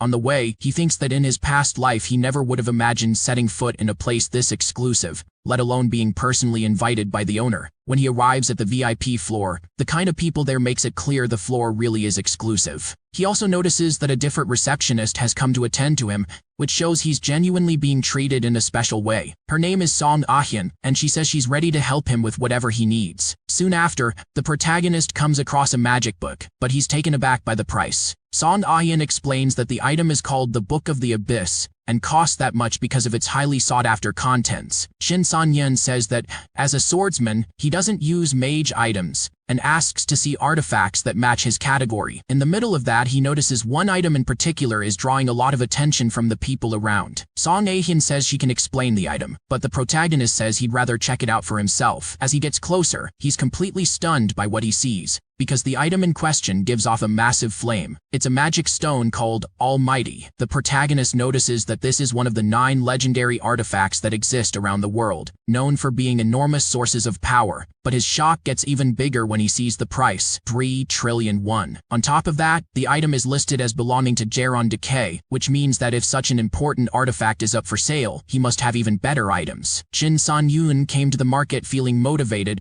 but now he feels like a small fish in a sea of sharks. He keeps walking through the exclusive floor, but every item he sees leaves him stunned by the price. Even the cheapest artifacts cost more than he can afford. In the middle of that, he's recognized. The guy introduces himself as Jang Junhyuk and asks if the protagonist is looking for something specific. Right away, the protagonist recognizes that name and thinks that in the future, this guy becomes quite well known after gaining an ability called Perfect Storm. Jang Junhyuk says he's not there just to buy, but also to sell, and that he has an artifact that doesn't match his abilities and would love to pass along. He reveals the Ring of Life, an artifact with a passive effect that increases mana, and asks if Shin Sanyin is interested. Seeing that, the protagonist wonders if this guy is trying to use the market's direct exemption system on him. Unlike other markets, this one has an unusual system that uses a direct transaction exemption. Normally, items sold there generate 5% in revenue for the market, but when one adventurer deals directly with another, that fee isn't charged. The protagonist thinks the ring would be pretty useful for his abilities, but he knows something that good won't come cheap, so he turns down the offer. In the middle of all this, a commotion breaks out. Security guards scold a woman for eating on the premises and accuse her of not behaving according to the establishment's rules. She defends herself by saying she bought her pizzas with her own money, so she has every right to eat them. The guards, however, say they don't care about her food, because that's not what this is about. It's about the way she's behaving. The woman keeps defending herself, arguing that there's nothing wrong with being hungry. The protagonist walks over and apologizes for interrupting her meal, but lets her know he's interested in the artifacts she's selling. She says she's not stopping to eat now, so if he wants, he can go ahead and take the items and look at them as long as he likes. So the protagonist picks up the artifacts. He notices that both are magic rings. One boosts the user's speed, and the other increases their potential. Shin Sanyin thinks this would solve his stamina and mana loss problems, and on top of that, he notices nobody else there seems interested in these items. So he asks the girl how much she's charging for the pair. She says each one is worth around 1,500,000,000, but if he's buying both, she can give him a discount and charge 2 billion. The protagonist makes a face, so the girl says she can bring the price down a little for him. After some negotiation, they settle on 1,300,000,000. The protagonist thinks that in the past, he was pretty poor and never would have been able to buy something like this. But now that things are different, he sees it as an investment that could potentially return double what he spent. The girl, for her part, says that with that money she's going to buy some good food and then hand the rest over to her orphanage. The protagonist asks if she runs an orphanage, and the girl confirms it, showing him a photo. When he sees the photo, the protagonist feels a sense of familiarity. That orphanage is the same one he lived in during his past life, after losing his family, but he never imagined he'd run into someone from there again after everything that happened. The girl looks a little confused and mentions that Shin Sang-yoon looks pale, asking what happened. The protagonist says he just remembered something from his past, but changes the subject and asks what happened to the orphanage. The girl tells him it was destroyed in a collapse, something the protagonist already knew, but wanted to confirm. Shin Sang-yoon thinks that his goals as a player are completely different from hers, since the girl wants to raise money for the orphanage and not for personal reasons. She explains that her parents founded it, and that's why she wants to rebuild it, to keep the family's legacy alive. She even tells Shin Sang-yoon he's welcome to learn more about the project and join the team, and hands him a business card. The protagonist notices the card was hand-drawn and figures they really must be short on money. In a way, he feels moved thinking about his past but tries to hide it. The girl, however, notices Shin Sang-yoon's reaction and finds it endearing. Meanwhile, at the Eden Guild headquarters, the protagonist heads to the building for a visit. An adventurer named Jo Jinho greets him, saying he's been expecting him. Shin Sang-yoon thinks it's surprising to be received by Jo Jinho, and that he'll have to take this visit seriously. 1 hour earlier, he was still at the market. The protagonist had promised to get in touch with the orphanage girl later, and just as he was saying goodbye, he got a call. A little annoyed, he excused himself to answer. On the other end, Kim Miso called to let him know a new portal was about to open. She also said the minimum was 2 people, and the minimum level was 130, since this is the portal they call the Black Gate. That makes the protagonist remember something. This place was successfully cleared by Kang Boa, the Sword Arbiter, and after that it became known as the Black Gate. The protagonist thinks that he and Kim Miso have been working well together so far, and that there's no reason to turn down the offer. On top of that, he remembers the reward from that dungeon was an incredibly powerful epic artifact, though he can't recall the details. Either way, he immediately agrees to go, knowing it'll be worth it. Back in the present, he made his way to the guild building to meet up with Kim Miso, and he's not thinking about what he left behind at the market anymore. Jo Jinho asks if something is bothering him. Shin Sang-yoon says no, and the two keep moving. Along the way, Jo Jinho mentions that Kim Miso is in a meeting with the guild leader, and will come see him afterward, but he says that if he wants, they can spend the time in the training room and points out that it's a rare opportunity, since not everyone gets to use it. The protagonist for his part feels the atmosphere of the place shift. Jo Jinho says he goes through that every time too, but tells the protagonist to make himself at home. As soon as he walks in, the protagonist sees someone already using the room and says they shouldn't interrupt. In the arena, Shintari is training. Once again, she has a golem as a practice dummy. And she's not holding back since she always takes her fights seriously. But this time, she has an audience. Jo Jinho says he had the training room reserved and asks why Shintari is there. She looks a little confused, and even more so when she sees Shin Sang-gyun in the building. Shintari says she hasn't seen him in a while and asks what he's doing there. The protagonist says Kim Miso invited him again for another raid. Shintari sarcastically remarks that the protagonist has been getting pretty close to her friend lately. She notices that Jo Jinho is getting visibly nervous, so she says she'll leave them to it, but that she wants to train with Shin Sang-gyun in the future and will reach out later. After that, Jo Jinho says they're finally alone and can get some practice in. He then asks if Shin Sang-gyun is up for a duel. The protagonist wonders if he's going to be challenged by everyone in the Eden Guild, since Shintari herself challenged him when they first met. Jo Jinho tells him there's nothing to worry about, saying he just wants to see his skills in action. He explains that ever since becoming a swordsman adventurer, his hobby has been testing other adventurers' abilities. Hearing that, the protagonist realizes Jo Jinho wants to get to know him better through a fight. Jo Jinho tells the protagonist he can use any weapon he wants from the guild's arsenal. Shin Sang-gyun, however,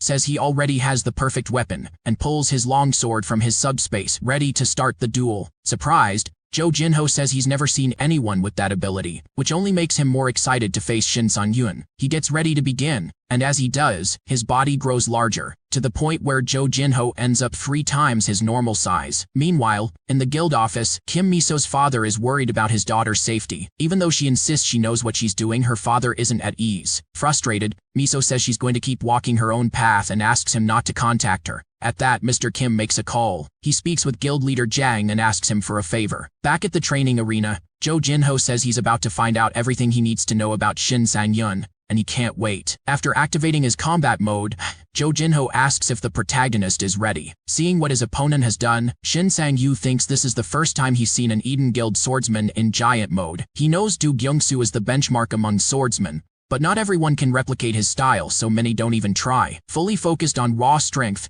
believing that was the only answer, those people kept training their bodies and pushing their power. Shin Sang-gyun himself was one of them, and yet he wonders who truly stands at the peak of strength-based sword fighting. There's no single consensus worldwide, but at least within Korea, Jo Jinho is one of the strongest, largely because of that unique ability of his. Even as the swordsman meta shifted, he held his ground perfectly. With that in mind, the protagonist feels a rush of excitement at the thought of facing such a powerful opponent. Jo Jinho, on the other hand, says he likes Shin Sang-gyun's confidence and hopes he proves his worth during the fight. The protagonist notices that just by raising his sword, his opponent sends out waves of wind pressure. He figures the right move is to meet force with force. Jo Jinho isn't holding back, because he knows the protagonist won't hold back either. Shin Sang-gyun, for his part, knows he has to be careful. He's not up against an ordinary opponent, so he can't afford to make mistakes. Then Jo Jinho attacks with a burst of power, but the result surprises him. He didn't hit Shin Sang-gyun. Instead, his attack was blocked. Jo Jinho is genuinely caught off guard by the protagonist's sharpness, not just because he blocked the attack, but because he chose to do that instead of going for some complicated strategy. The protagonist then says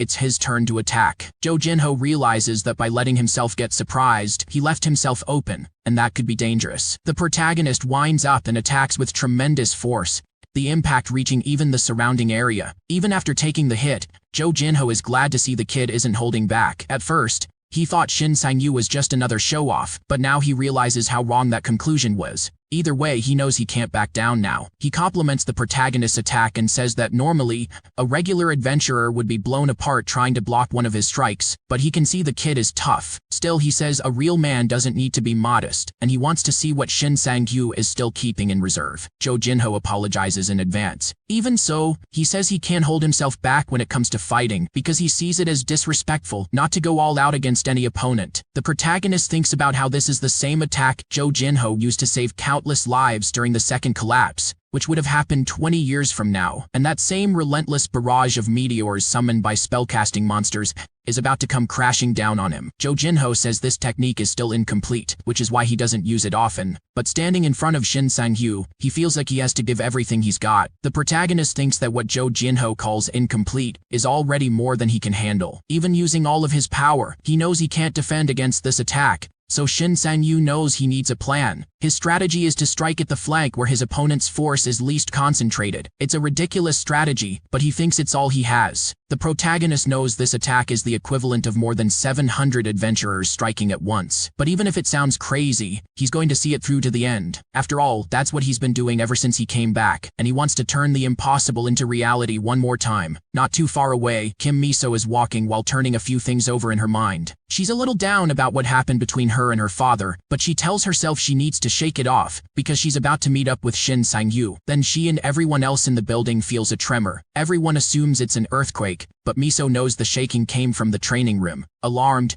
she heads over there, convinced this can only have something to do with Shin Sang-yu. When she arrives, she can barely see anything through all the smoke. She wonders what on earth happened in there. Jo Jinho says Shin Sang-yu keeps surprising him because he didn't expect him to face such a powerful attack head-on. The protagonist thanks him for the compliment, but admits he didn't come out of it unscathed. Jo Jinho tells him not to worry, since the guild has doctors who can take care of him. Even though he's pretending to be fine, Jo Jinho was affected too. But what's really bothering him is the fact that a newcomer is operating at the same level as him, a seasoned adventurer. The moment their swords clashed, Shin Sang-yu's technique showed no hesitation or inexperience whatsoever, which doesn't exactly fit the image of a rookie. Either way, Jo Jinho thinks the protagonist is strong, but still has a long road ahead of him. He thanks Shin Sang-yu for accepting the duel and says it gave him a lot to think about. He also says that after this, no one in the Eden Guild will doubt Shin Sang-yu's abilities. The protagonist then asks if that was some kind of entrance test for the Eden Guild. Jo Jinho confirms it was, but says the protagonist has the potential for more, and invites him to join his secret club, exclusive to men. Right then, Kim Miso cuts in. She says she only asked Jo Jinho to welcome Shin Sang-yu, not try to kill him, and she asks if he's lost his mind.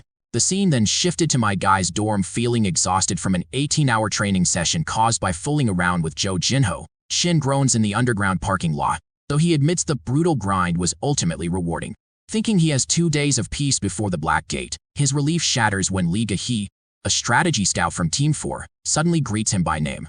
Drained and uninterested, Shin tries to brush her off to get some sleep, but Ga-hee stops him cold. Her eyes glow with an eerie purple light as she asks if he possesses a skill to copy abilities, or perhaps the power to see the future. The terrifying accuracy of her suspicion leaves Shin frozen in shock. The scene cuts to the Aikido Blackgate entrance, where Miso arrives early to find Shin sitting alone, radiating a menacing dark energy that prompts him to coldly snap, "Who are you?" before he shakes off his sleep-deprived days. Internally, his mind is spiraling because he spent all night researching Ga-hee, absolutely terrified that his regression has been discovered. Yet he hastily promises Miso he's fine to avoid wasting the rate. Desperate for a distraction, he zeroes in on Miso's new weapon, an epic-grade artifact loaned from the Kiriko Guild, and fiercely motivates himself to secure his own epic gears soon, forcing the perceptive scout out of his mind for now. Stepping through the portal together, Miso hardens her own resolve to stop merely chasing his shadow, and they venture into the hollow forest. The environment immediately puts them on edge, and Shin realizes with growing dread that the gate's layout has fundamentally changed from his past life. Suddenly, a massive big goblin, completely different from the anticipated orc, charges straight at them. Fortunately, Shin had prepared for this exact chaos by rigorously drilling combat hand signs. Raising 2 fingers, he signals the maneuver for them to dodge in opposite directions. The strategy works flawlessly as the monster instinctively targets Miso, who utilizes the astonishing, effortless power of her epic bow to fire a predictive shot straight into its joints. As the crippled beast roars in agony and stumbles helplessly, Shin descends from above, driving his blade down to bring the fight to a decisive end. Standing over a defeated ape-like monster, Shin and Miso quickly realize her new epic bow has drastically amplified her firepower, making her shots 3 to 5 times stronger. When Shin praises her surprisingly quick reaction time, Miso angrily admits she obsessively reviewed his training footage so she wouldn't be left behind.